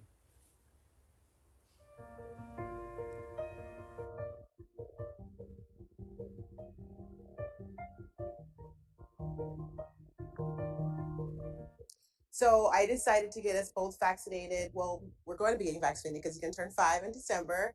It's because I have high blood pressure, so does my husband, and we have a little one who is 16 months, so she can't yet get vaccinated, and we also have grandma, and so we want to make sure that we can do our part so that we can protect our family. I want to protect my family from the germs. I got my son vaccinated because I wanted to keep him safe. I wanted to keep those around him safe and all the people that we care about safe from the virus. Well, basically, it keeps you safe from a really bad virus. La razón que tomamos como familia de vacunarnos es porque ya los adultos en nuestra casa estamos vacunados, al igual que mi hija que es una adolescente de 14 años. Y queríamos también que nuestros hijos menores de 11 estuvieran vacunados para que estuvieran protegidos, pero también esa responsabilidad social de proteger a los miembros de nuestra comunidad. Because I want to protect myself and others around me. So you don't get sick. It was really my son's decision to be vaccinated, but my husband and I fully supported it because we wanted him to resume having a normal childhood and having some opportunities that he'd missed out on during the pandemic. Well, I decided to get vaccinated so I could safely see my friends in person, but also to help protect myself, my family, and my community. I decided to get my son vaccinated, actually gave him the opportunity to decide, and supported him in his decision because I wanted to be able to help not spread the virus, not spread COVID, and be able to not only protect him and our family, but also others in his whole community. I decided to get vaccinated because, mostly just because I kind of wanted to have the opportunity to stop the virus and help. So, yeah, that's it. I decided to get my son vaccinated and myself to keep him and my family safe. Because I make you stronger. So I decided to get my son vaccinated because my mother is almost 80 and is high risk. My husband and I are high risk. My mother-in-law and father-in-law are all high risk. And he's actually high risk. He has asthma since being born premature. So we wanted to make sure that he was safe and that we could keep the rest of our family safe as well. Because I wanted to go to Disneyland and I did not want to get sick.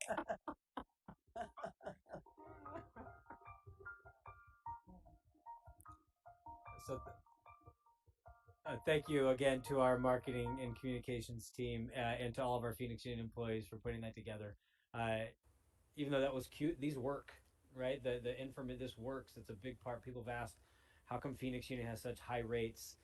It is access, ease of access, it's education, but it's also taking our community and talking about why we do this. And I know that's why a lot of vaccination efforts haven't gone as well around the broader community. And I believe I just have one more, just Vax to the Max, just a reminder, we continue.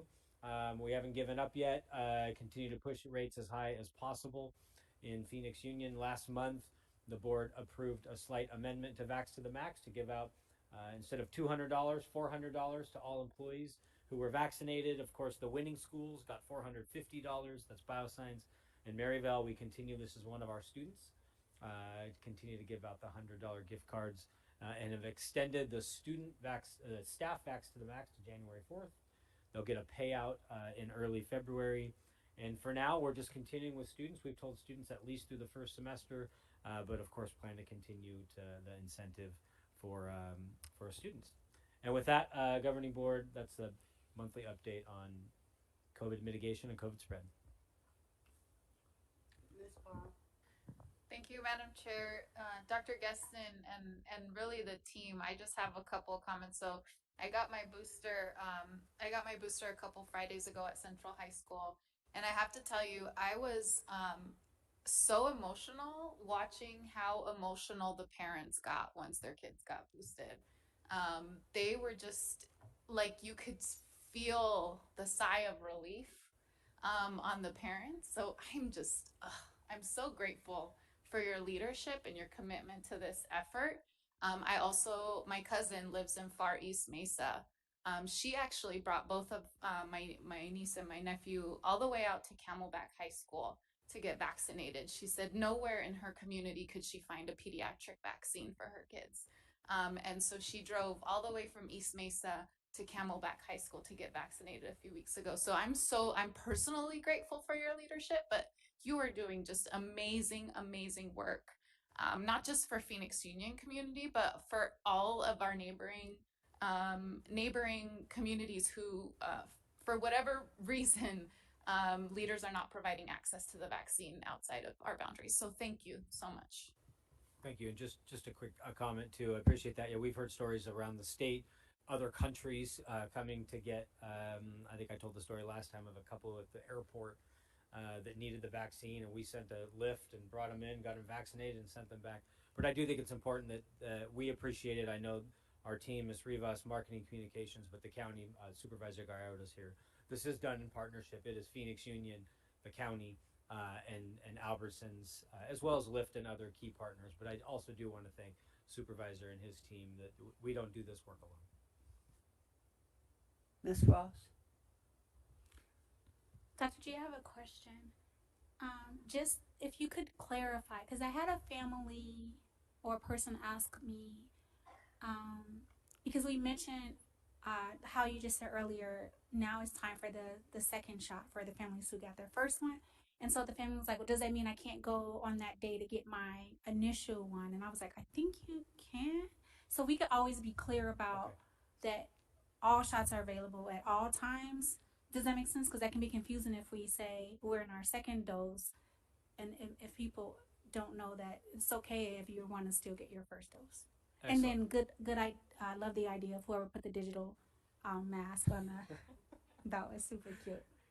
President Alston, Board Member Ross, great point. Yeah, we offer all vaccines all the time, and so we'll make sure that's very clear. Mr. Gallardo? Thank you, Madam President, and that was an excellent question, because that question comes up a lot, and just from what our county health folks have told me over and over again, that the shot 1 and shot 2 are identical, so get them. The only shot that is a little bit different is the booster, so that's a little less, but nonetheless they're identical. So by all means, let's encourage our families to get vaccinated. But I just want to point out one comment. And I say this over because it's so true. You know, we see these videos and they're cute and they move people. Anytime you want to move adults, show the kids. You're gonna move people. Trust me. Yeah, you always show the kids and you'll move people. But nonetheless, I mean, it just drives me crazy that this issue has been so politicized. And I mean, the hate emails we still get at the county, and it's just crazy. But nonetheless, keep in mind, everyone that's participated in these events, these videos, all the work, you're saving lives. At the end of the day, we're saving lives. And this is not, this is not the flu shot. This is not bed bugs or not bed, head lice. This is a real virus that will get you in the hospital, and it will end your life. So keep that in mind. All the work you're doing, you are saving lives. So with that, thank you. Mr. Marquez? Yes, Madam Chair, I had just a few questions for Superintendent Geston. On the free testing on campuses, do you have metrics of sort of on a daily or weekly or monthly basis of how many people are getting tested each day? How many are students? How many are staff? How many are community members that are taking advantage of our free testing? President Alston, Board Member Marquez, I don't know that number off the top of my head, but I'm happy to send you all. Our team tracks that. I'm not sure if we probably don't have that readily available, but we do get a daily report, which we turn into a weekly report that we have internally. So we're happy to share all that information. It breaks it down by school and by category. Thank you. And then on Vax to the Max, do you have updated numbers for staff and student total percentages that are currently vaccinated across the district? Yeah, President Alston, Board Member Marquez, our staff numbers continue to climb. We're, as you all know, we were at 83% last time we were here together. We're just a couple vaccines away from being at 84%, so we're steadily climbing to our goal of at least 85. So that number goes up, fractionally every week, but we're just a few people away from 84. And then our student numbers are just over 35% right now. Thank you. No problem. Anyone else on the subject? Okay.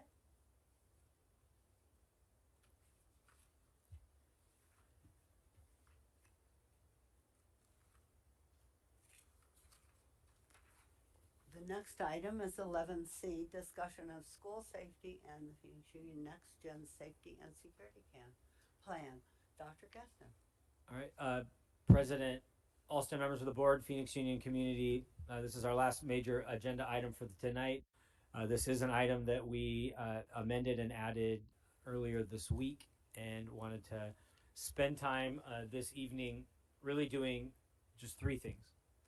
One, as the community knows, we had a very unfortunate and tragic event this week, so I want to spend just a little bit of time just publicly, transparently talking about what happened at Cesar Chavez this week. I think that's important that we do that.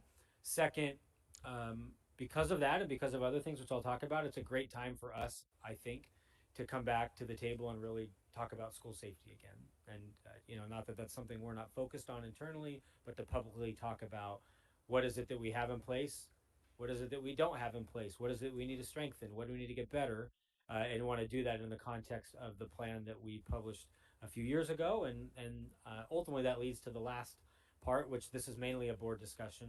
We're not going to necessarily solve anything tonight, but we want to hear from you. What are you hearing? What are you concerned about? What do you think next steps are? And what do we need to do in the short term? And what do we need in the long term to continue to focus on school safety? So first, a reminder of the events of this week, and I'll go through these quickly. Unfortunately, on the 29th, which was Monday at Cesar Chavez High School, two of our young men were involved in an altercation that led to one young man being wounded from a firearm, a gunshot wound. That happened just after school. I want to thank that campus. I want to thank Cesar Chavez High School, their security team, their admin, their nurse, so many other people that played a role in making sure that that afternoon after school went as well as it could have gone. They did a really remarkable job clearing campus, sheltering in place, and then making sure that this particular young man in the incident was safe for everybody. Also want to thank our marketing communications team and our entire exec team. We worked very late and early mornings all week. As you can imagine, when this happens, it just flips our schedules upside down, but all the communication that took place with parents and community, we centralized that here as much as possible. And then, as you also know, November 30th, I've shared publicly, I did at the press conference, research is really clear around when you have a really bad incident on a campus, the most important thing that can happen is you have a really good day the next day. It level sets the campus as much as possible. And so we worked really hard to make sure that the next day after this event was a really good, calm, smooth day. But also a day of transparency where we held meetings. And so I just, again, want to thank everybody from the exec team to the campus that next day, the Wednesday, aside from increased security measures, we had a staff meeting in the morning, student virtual assembly that morning, a parent event that Ms. Ross and Board Member Marquez attended as well. And then we hosted a press conference. What we also know is when issues like this happen, what the community expects is that schools talk about and are honest and open. And we decided to have a press conference as well, just to share all that we knew. And then for the rest of this week, our goal has been just making sure that Chavez has a very safe week, which they have had so far. But also we thought, and we heard from parents during the parent meeting, that make sure every kid knows what are the drills.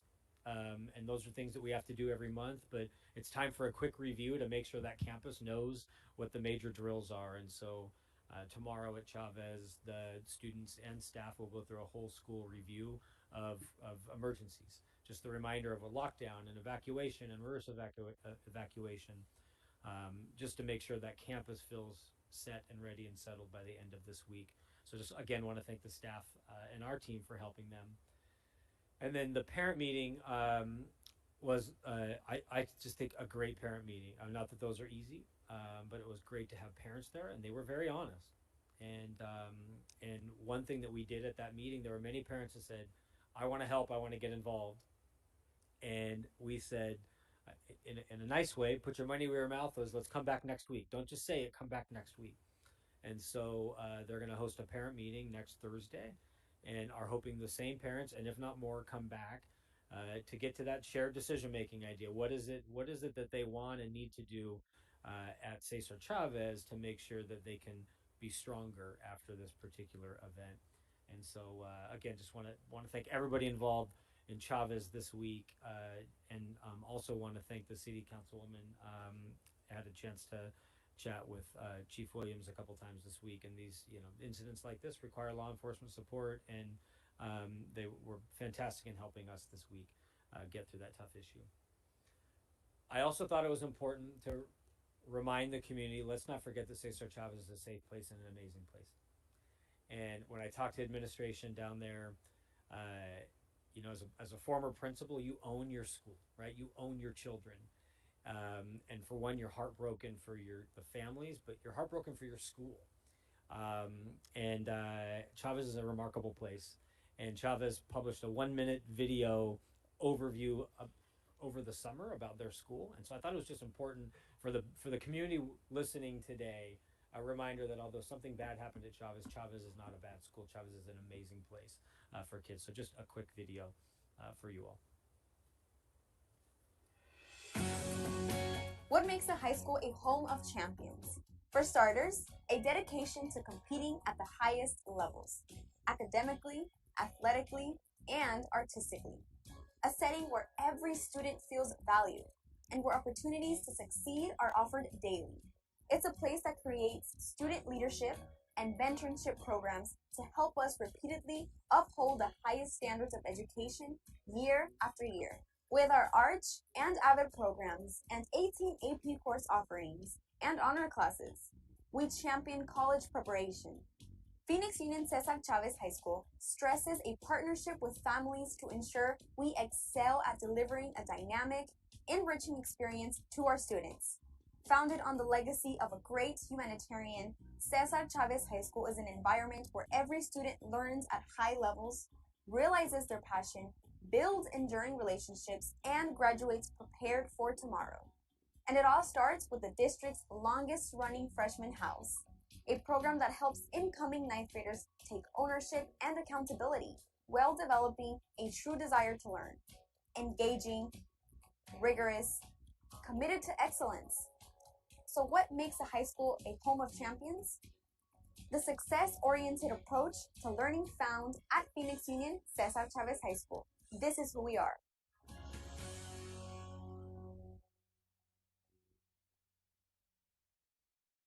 And just a brief reminder to our community that, again, despite what happened this week, we're very proud of what's going on at Chavez, but also want to do all we can to make sure that community feels as safe as possible. As I said earlier, the second part tonight, just really quickly, is that a chance for us to revisit school safety in general in Phoenix Union. And as I put up here on the screen, it's a good time to revisit school safety for several reasons. One, the events of this week in Phoenix Union, but also outside of Phoenix Union. We saw what happened in Michigan this week. Unfortunately, school shootings aren't slowing. But even inside of Phoenix Union, we had the issue at Chavez this week.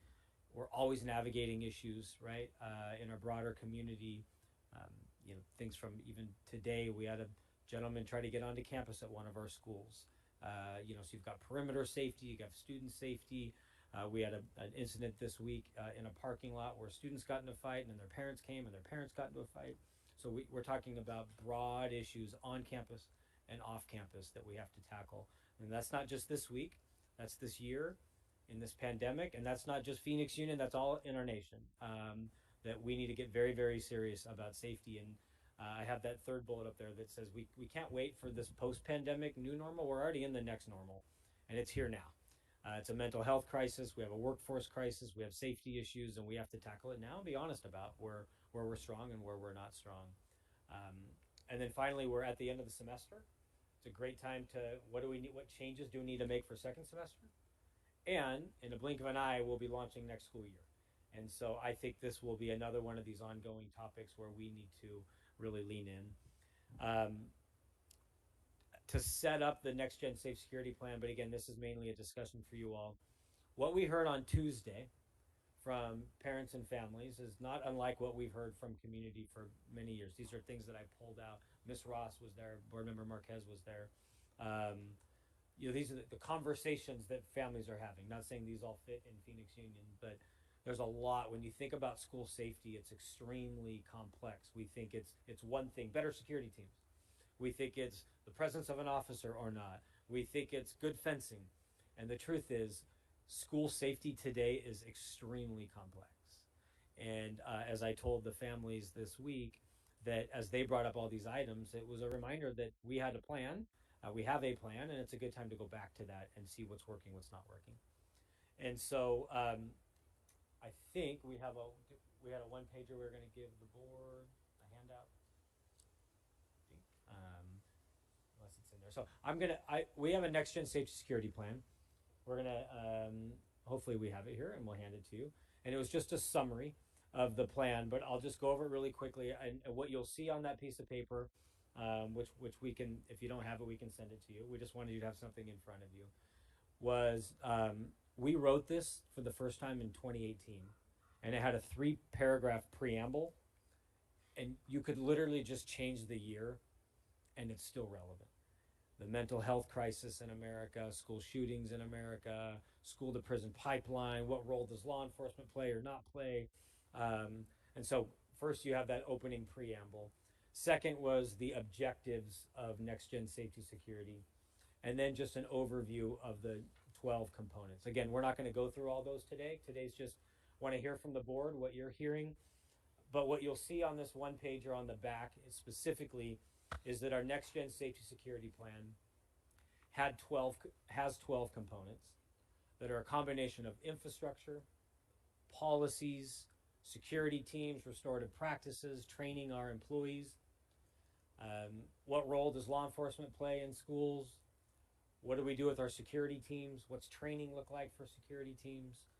What do we do about after-school safety, club and sports safety, etc. So you'll see that we have a plan that's multifaceted. We also came back to the governing board a year later based on your feedback and worked on other components that aren't necessarily formally in the plan, but I think might fit into a new development of this plan, which in 2019, right before the pandemic, we came back and said, we think staff wellness is an issue based on your feedback, that we need to put more social workers, more certified support staff. You heard from psychologists tonight.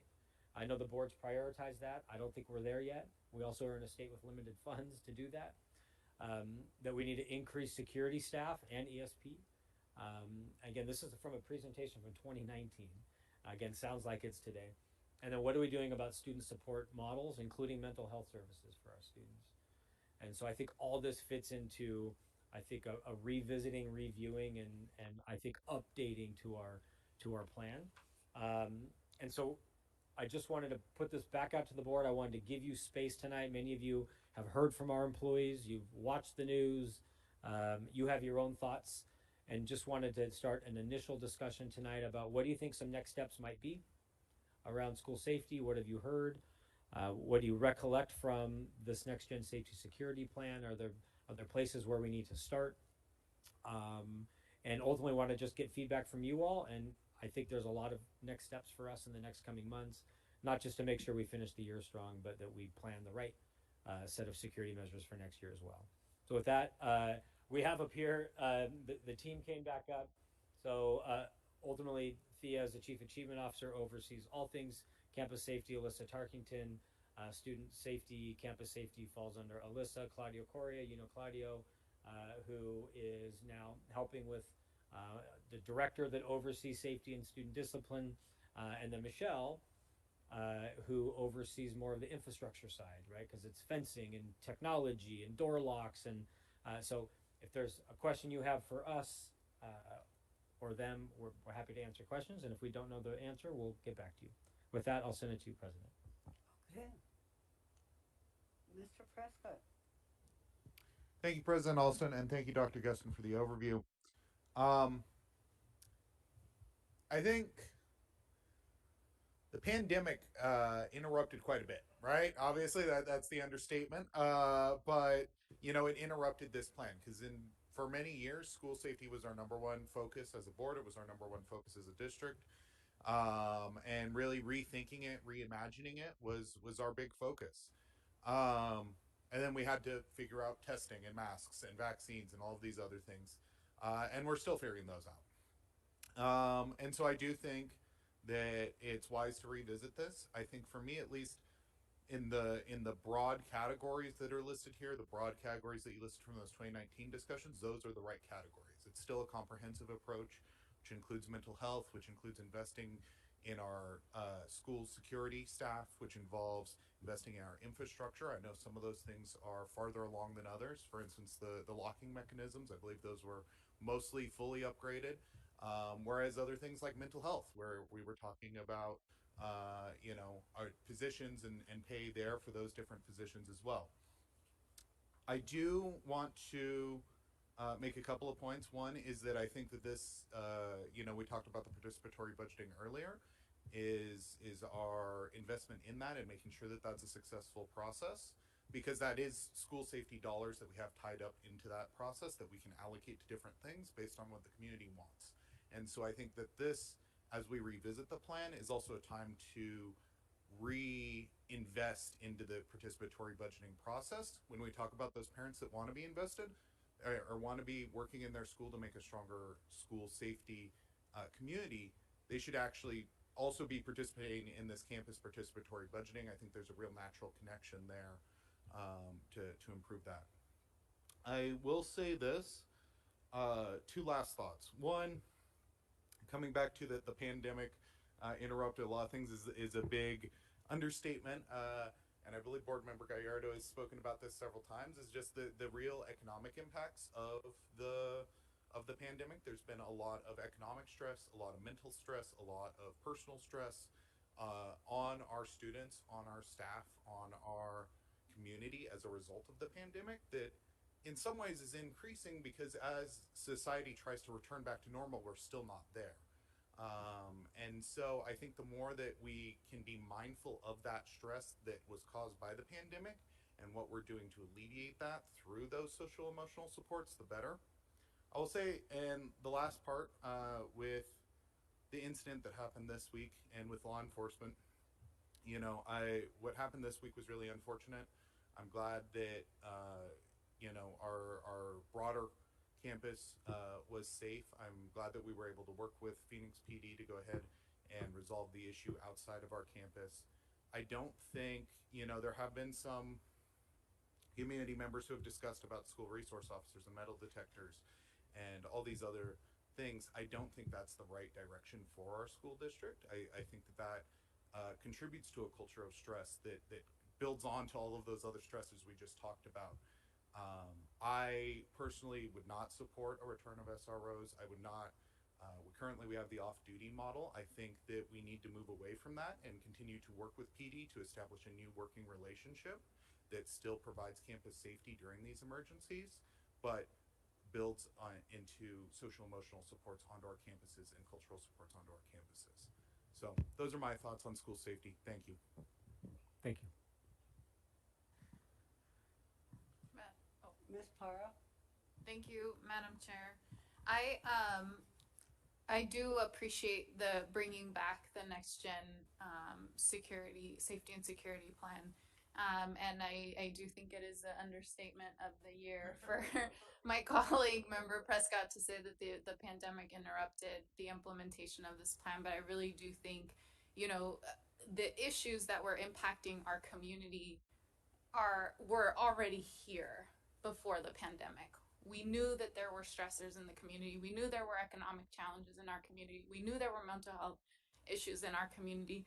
And that's why we created this plan in 2018, because we knew that our community needed additional supports and systems to create a safe learning environment for everyone, for students, and for employees as well. And all of those issues that we saw in 2018 have only been exacerbated by the pandemic. And the outcome is what we are seeing this year. Certainly, my heart broke at the news this week at Chavez, but I had also heard from our security personnel prior to that. They are struggling. They are tired. They are overwhelmed. They feel under-supported and undervalued and, quite frankly, disrespected by our leadership, our board, because we have not given them the support and the tools to be successful. And I actually think that this plan created a transition for Phoenix Union, a one where we invest in and build our infrastructure, where we are making sure that any massive change, like the removal of school resource officers, would be done with responsibility and ensure that while that was decreasing, we were increasing our internal capacity. We were providing professional development support. We were thinking about what other, tools and mental health, social workers, counselors, etc., were needed. And so the plan created that transition. And when we made a big shift in the implementation of the plan, there are consequences to making massive changes really fast in a system as large as Phoenix Union. And so I think that's also something that needs to be part of the discussion for this board to think about when we are policy making and when we are making decisions as a board. We have to think about the potential for unintended consequences of those decisions and operate with responsibility in that sense. And so that to me, I really do appreciate the bringing back of this plan, because it's an opportunity for us to hit the reset button. And I don't know that that's the right word, but to really, focus on this and to prioritize it. Because if we've learned anything in this first semester of this academic year, is that our students, the impact of the trauma of the pandemic has impacted our students. We're seeing it. We're seeing it across the system, and it's not unique to Phoenix Union, as Dr. Geston mentioned. This is happening across the country. The U.S. Department of Education released an entire report on the mental health crisis in schools just recently. So this is not unique to our community. You're seeing it everywhere. And we have to focus on providing the right supports and the right infrastructure and build our own internal capacity to make sure, because it really did. I have been really concerned about the mental health and the well-being of our employees as well, because they absolutely, oh my goodness, our security are not just security, they are social workers, they are counselors, they are therapists, they are the kids who, sometimes it's the only person that a kid feels like they can go to as their security personnel. When they're, and so they're navigating so much, and we haven't given them the tools, the professional development to deal with all of the trauma that they are seeing. And so I feel like we really have to invest and invest quickly and be, you know, just more reactive to what's actually happening on the ground. And I know that you're like, this team is the right team to do it. Like, you guys are always incredibly responsive. You know, and as a board member, like, I want to be supportive of that, because I do have a lot of concern, and you can hear the emotion in my voice. It's because I've had those conversations directly with folks, and it's a very difficult year for everyone. But you know, you have a support in me, but I really do think this plan was comprehensive, it was thoughtful, it was strategic, and the pandemic certainly impacted all of the thoughtfulness and all of the strategicness of this plan. But we can get back to this and put, you know, maybe a revised version or updated version of this plan, but really do it with fidelity and recognize that shifting a system as massive as Phoenix Union needs, you know, a fidelity to implementation, and we can't like cut corners or turn things on a dime. We have to be thoughtful in our approach, and I know that this is the right team to do that. Thank you, Ms. Parra.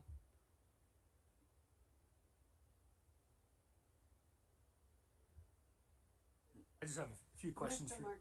for Dr. Geston. So specifically,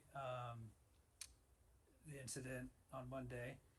I know earlier I asked you earlier this week. We talked a little bit about the comprehensive school threat assessment guidelines, and I would just love to hear, you know, what does that look like in terms of training? How many staff members on each campus are trained in that?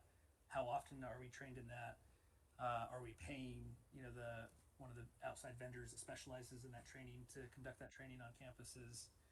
And do we need to do more of that on all of our campuses?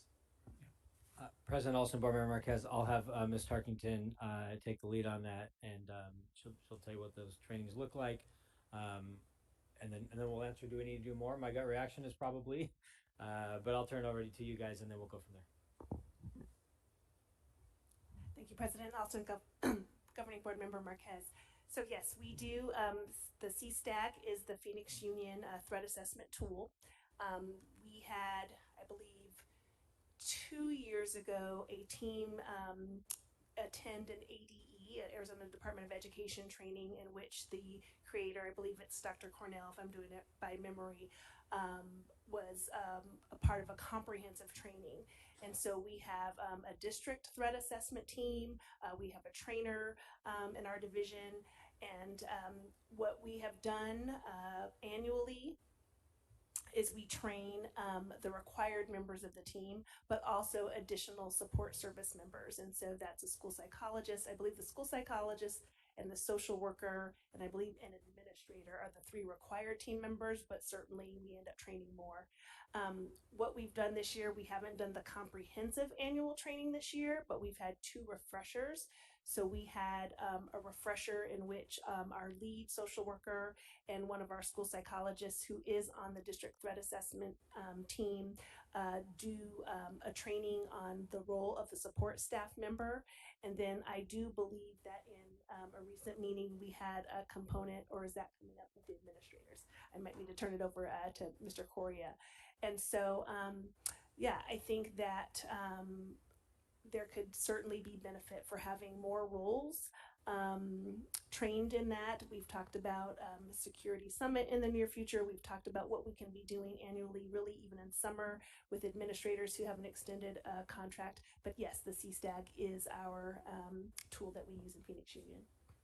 Thank you. Yeah, and I would, you know, hope that we would, you know, reach out directly to them again. I think the University of Virginia, now the professor that created the program, you know, has a consulting firm that I checked their website this week. All of their modules are currently delivered online, so maybe there's an easier way to get that training out more quickly across the district since they're doing all online modules at this point. Second question for Dr. Geston. And I wanted to point out that I was excited to see, before I joined the board, I think Board Member Pata, you might have led the secure storage resolution with Moms Demand Action and Everytown for Gun Safety. So I was under the impression that with that letter, there was a letter to be sent home at the beginning of every school year and signed by parents and returned. And I just wanted to make sure that that happened for this school year. Yeah, President Olson, members, and Board Member Marquez. First of all, let me go back to the training really quickly around threat management. You heard Ms. Tarkenton talk about a potential security summit. We're trying to find a way to bring together key leaders and just do a big refresher. The other thing that we're discussing, Phoenix Union did I-Days, the days where kids stay remote. We found out those are also great days to do mini trainings.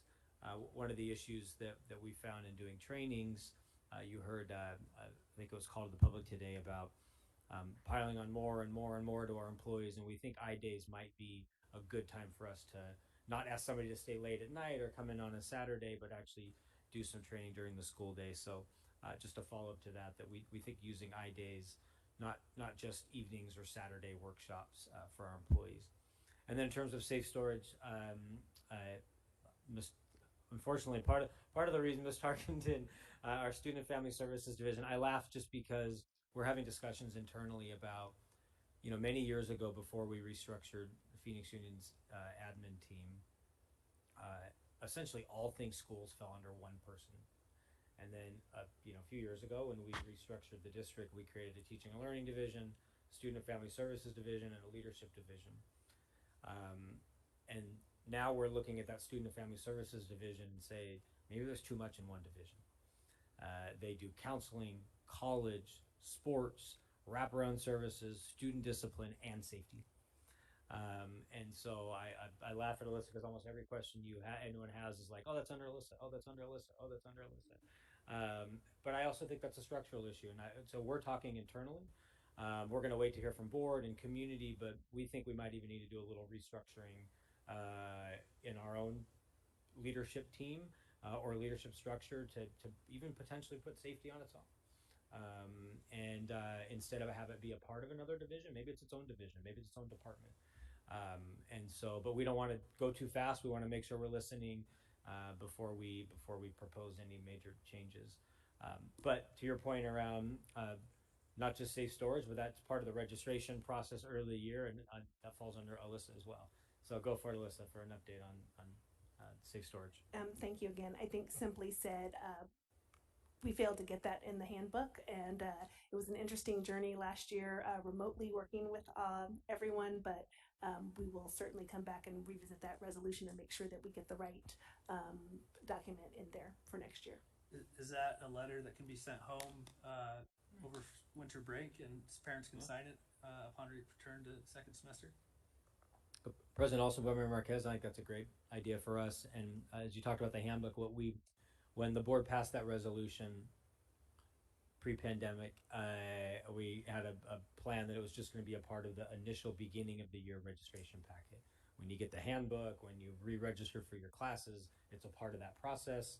Because if it's not, it gets lost in the shuffle because every year parents have to fill out we're parents, the handbook and so it's supposed to be built into the handbook in the initial registration packet, but we're happy to revisit sending that out mid-year.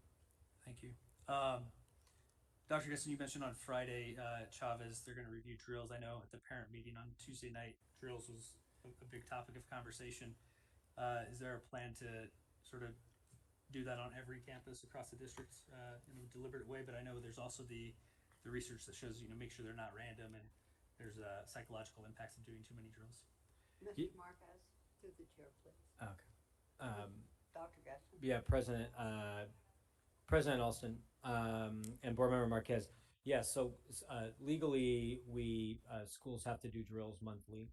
It doesn't have to be the same drill. It could be a fire drill, a lockdown drill, a reverse evacuation. And so every school has to do them. I spent 10 years as a campus principal, so I know how those work. So yes, there's not only a plan, we actually have to do drills. And again, it's different types of drills for us. And then I think what's important to Board Member Marquez's point is schools for quite a while post-Columbine started to do real yet fake traumatic, drills where they convinced kids there was a shooter on campus, but it was just a drill. And yeah, Phoenix Union many years ago committed that we would not do that. And in fact, I think when the community asked Principal Georgia, when's the drill? He says, I'll produce and send you the schedule. That's because we schedule that. We try to make sure we're not trying to scare our students. We want to prepare our students. And so that's certainly a part of the values that we bring to our drills. So to summary, they have to be monthly. They're different types. We eventually try to have different times of the day too. They're not just always the same period. We make sure that schools will even try to do one during a passing period, an alarm, or at a lunchtime to try to reverse evacuate a school. And those again have to be monthly. Mr. Marquez? Just one more question, Madam Chair. What's our current counselor to student ratio across the district? Board President Alston, Board Member Marquez, our counselor to student ratio right now, Phoenix Union is based on a 325 to 1, which the Arizona State average is 900. We're much better than that. But that's just the counselor, 325 to 1. That does not include the 2 social workers per campus, the behavior interventionist, the psychologist, and then we have a role called the SPI, the student prevention intervention specialist. And so if you put all those together, support staff ratio is arguably one of the best in Arizona, but it's still not enough. Still not enough. Yeah. Thank you. Ms. Ross? There his. I just have a really quick question. I wanted to go back. Can we? Your first question, Aaron, was about the threat assessment. The CTAG, yeah. I don't know what that is. Yeah. So President Alston, that's okay. President Alston, Board Member Ross. There's a lot of national research on how to manage threats, crisis management, emergency management. And that's one of the leading programs that provides training for schools, and to make sure that our lead personnel. If you look at our emergency, we have to have school safety measures. Our emergency crisis training, our binders are like this thick, and there's a whole system of research and practice around how you keep your school safe. What happens during an incident? You have to have an incident command team, an incident commander, a communicator. It's got all these. There's this whole science behind it, and it's all wrapped up in that. And so it teaches schools, the school leaders, psychologists, school emergency crisis teams on how to manage a crisis. And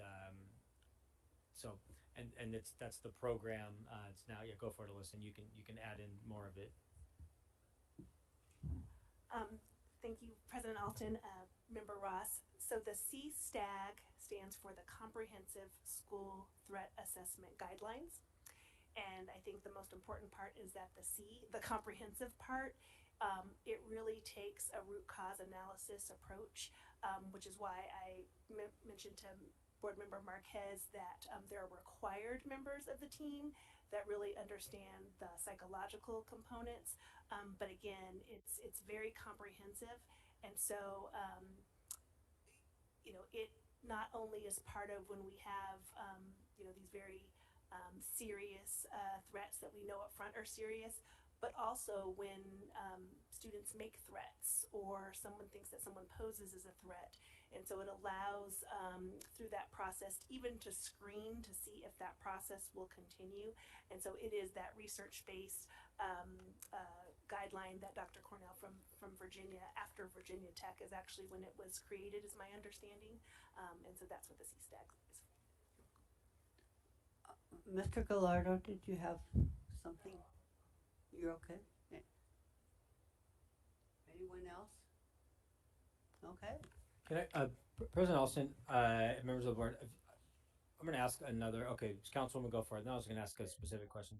No, this is such an important topic for us. We want to build, revise, revisit. I think whether we restructure it, add components, take away components, would love just your general feedback on we always talk about how do you shared decision making, how do you authentically engage our community.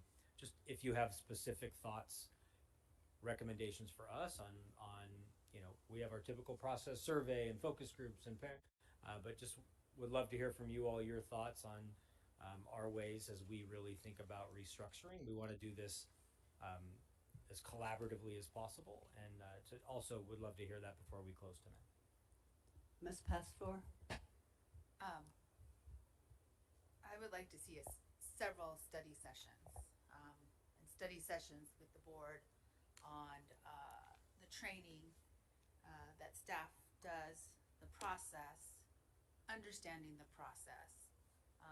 It's one thing to talk about the process, but it's another when we're actually doing a case study and seeing what happens and what decisions are made and who has the training of those. I'm assuming, and I shouldn't assume, that those making the psychological decisions are trained as a psychologist. And if not, they have some type of background when they're making those decisions. So that's one thing. So I would like to see several study sessions, and that's just the only item that we are talking about, and we take it in chunks. We're not doing a 4-hour meeting. I want to take it in a chunk where it's an hour and a half or maybe 30 minutes of information, and then we can discuss what does this mean, how does this process, where there's a true dialogue going on, and time is not is what's going to stop us from that item. I would also like to see a community dialogue on safety plan and a diverse community in the sense of many different people of expertise, including law enforcement on that panel, to say these are the challenges that we see, this is what we understand. I like to see data on really if there was an SRO on that large campus, if they would have really had an impact. That's a large campus. Don't know if they would have gotten the information. Could have ran and been there a little sooner than with someone calling, but would have made a difference. And really, as the presentation said earlier, engage our parents as to what is happening within your home. And I'm not saying tell me everything. I'm saying what are your struggles with the kids? What are your challenges? Can we help? If we can't help, what resources do we know in our community to help? And the resources that I would like to give are really quality resources, not just resources that provide services and then they're not quality services. So that would be probably another level of looking at things. But right now, I would say because of the situation we're in, everybody's tight everywhere and services are limited. But a comprehensive plan that is built around all that, all the mental health, all the pieces that were stated earlier, it's a true plan that can be implemented in a fast and furious implementation and not wait 3 years later and say, oh, well, we are been working on this. So really a true commitment of building that and doing it and making it happen. So that's just. Thank you. I probably missed something, but. Ms. Para? One final comment, Madam Chair. Dr. Gesson, to your question around like what else can we do? What are we missing? I think when I heard from security, it is so imperative that they are part of the conversation, that they have ideas, brilliant ideas, and so tapping into them and their perspective because they come at it from a place of compassion because they love our kids. They absolutely love our kids, and they want to create a safe learning environment for our kids and our community. So I would say leverage our security as thought partners in this. It is imperative that they help us, create solutions, especially our leads, and elevate the profession of security. It is on the lower end of our pay scale. I know we've talked about that. I know we have minimum wage compression challenges and all of it, but as I mentioned, like they're not a mall cop. They are keeping our campuses safe. They are counselors and therapists and social workers and wraparound support for our kids. And so I really want us to think about elevating the profession of our security personnel because they're absolutely critical to us being able to have this board meeting tonight. It's just that to me is making sure that they're part of the process and that they're included is very, very important. Anyone else? Okay, thank you. Good discussion, and we'll be moving forward. The next item is 11D, approval of proposed calendar of governing board meetings for 2022. Is there a motion to approve the proposed calendar of governing board meetings for 2022, and is there a second?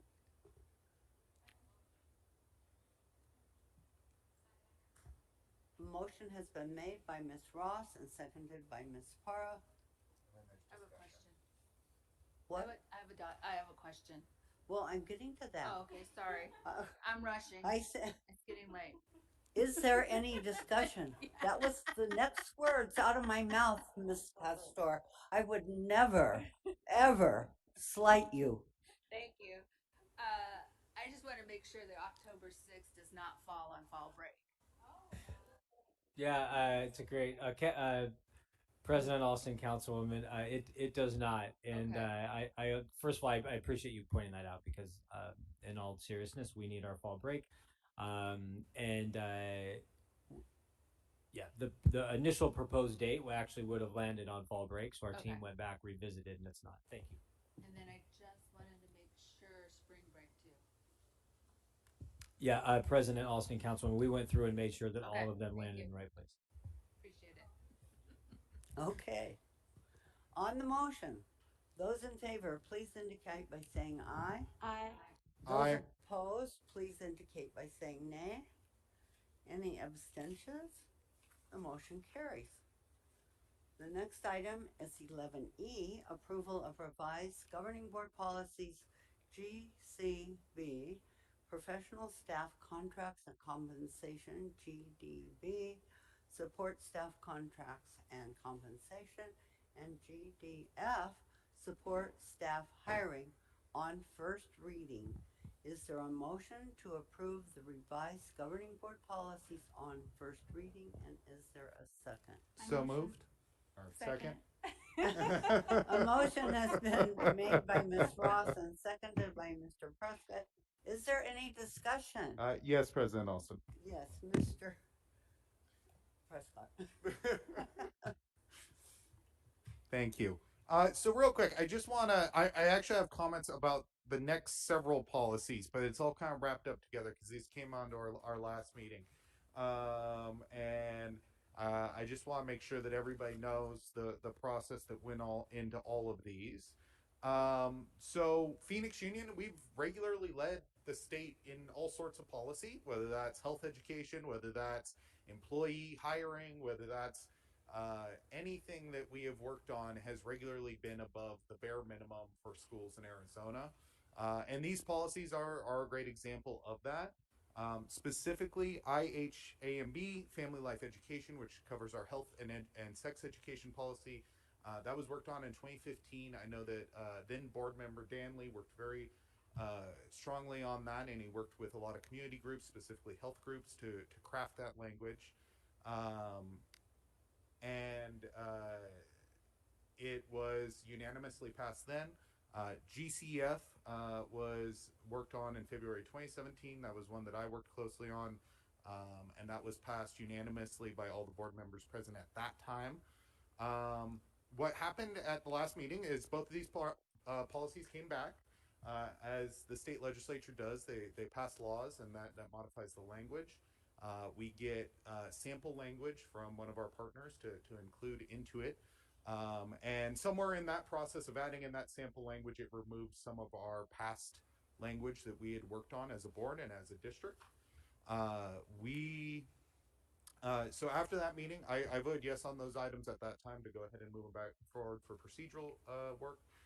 Myself, President Alston, Dr. Geston, and the admin team and our legal counsel, we worked to make sure that we kept the old policy language as best as we could, while we also met the new legal criteria so that we were in full compliance. So what you'll see over these next three policies is that there are a lot of changes. There's some strike throughs, there's some adding back in. It's substantially different to the ones we voted on last time, but it's substantially different because we're incorporating the language that we unanimously approved in 2015 and 2017.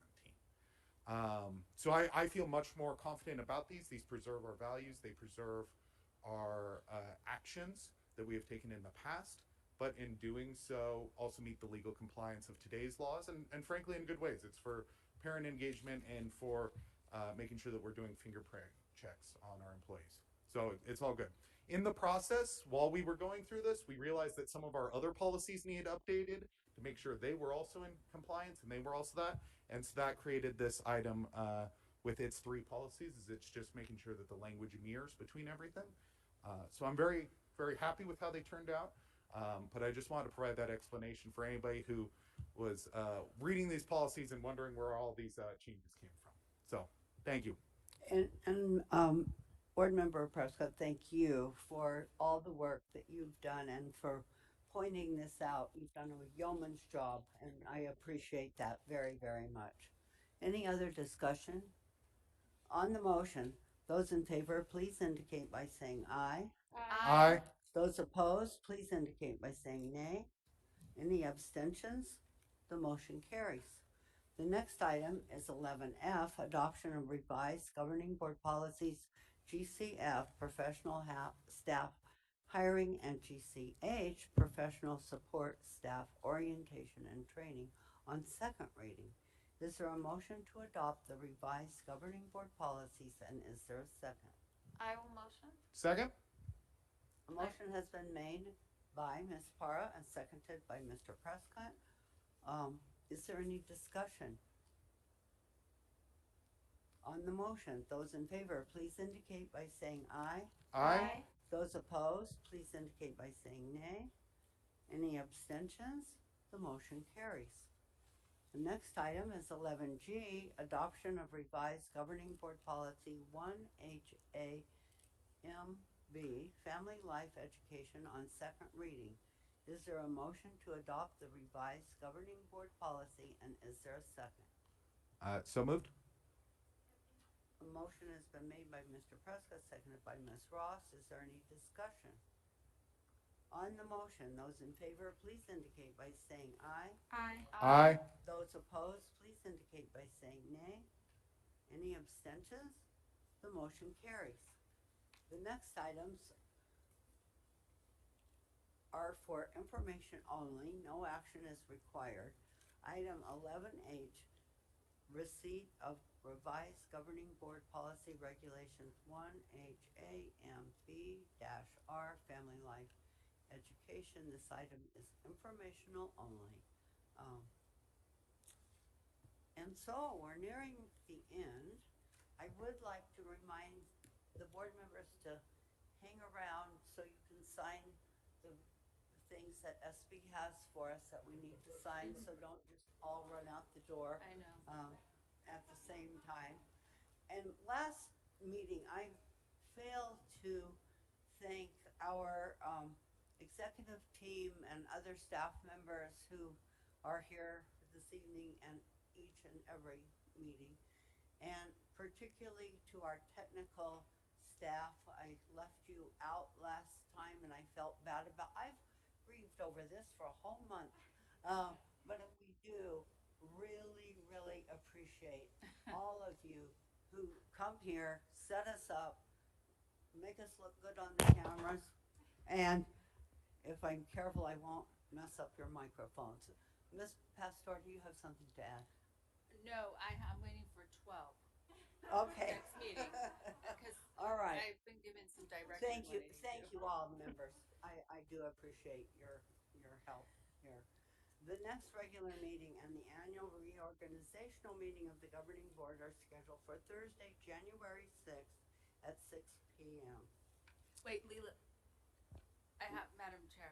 Yes, I have Ms. something to say. Pastor. I have something to say because I asked legal. So at the next meeting, for the next meeting, I would like the policy that pertains to the categories on BEDB agenda to be brought to the board for changes. Have we got, has somebody got that written down? Yeah, or- we'll I get have that. We'll get that recording. Okay, I just want to make sure. I can't repeat it, so. I got it written right here. Ms. Pastor? On category, I'm asking for the policy that makes board docs, that creates board docs. The categories. The categories. I'm asking for that item to come so that we can make changes to one of the categories, or add a category, actually. Okay, any other discussion? Okay. Having concluded our business, is there a motion to adjourn and is there a second? I motion. A motion has been made by Ms. Ross, seconded by Ms. Parra. On the motion, I guess there's no discussion allowed. On the motion, those in favor, please indicate by saying aye. Aye. Those opposed, please indicate by saying nay. The motion carries. We are adjourned. Have wonderful, happy, warm holidays with your families.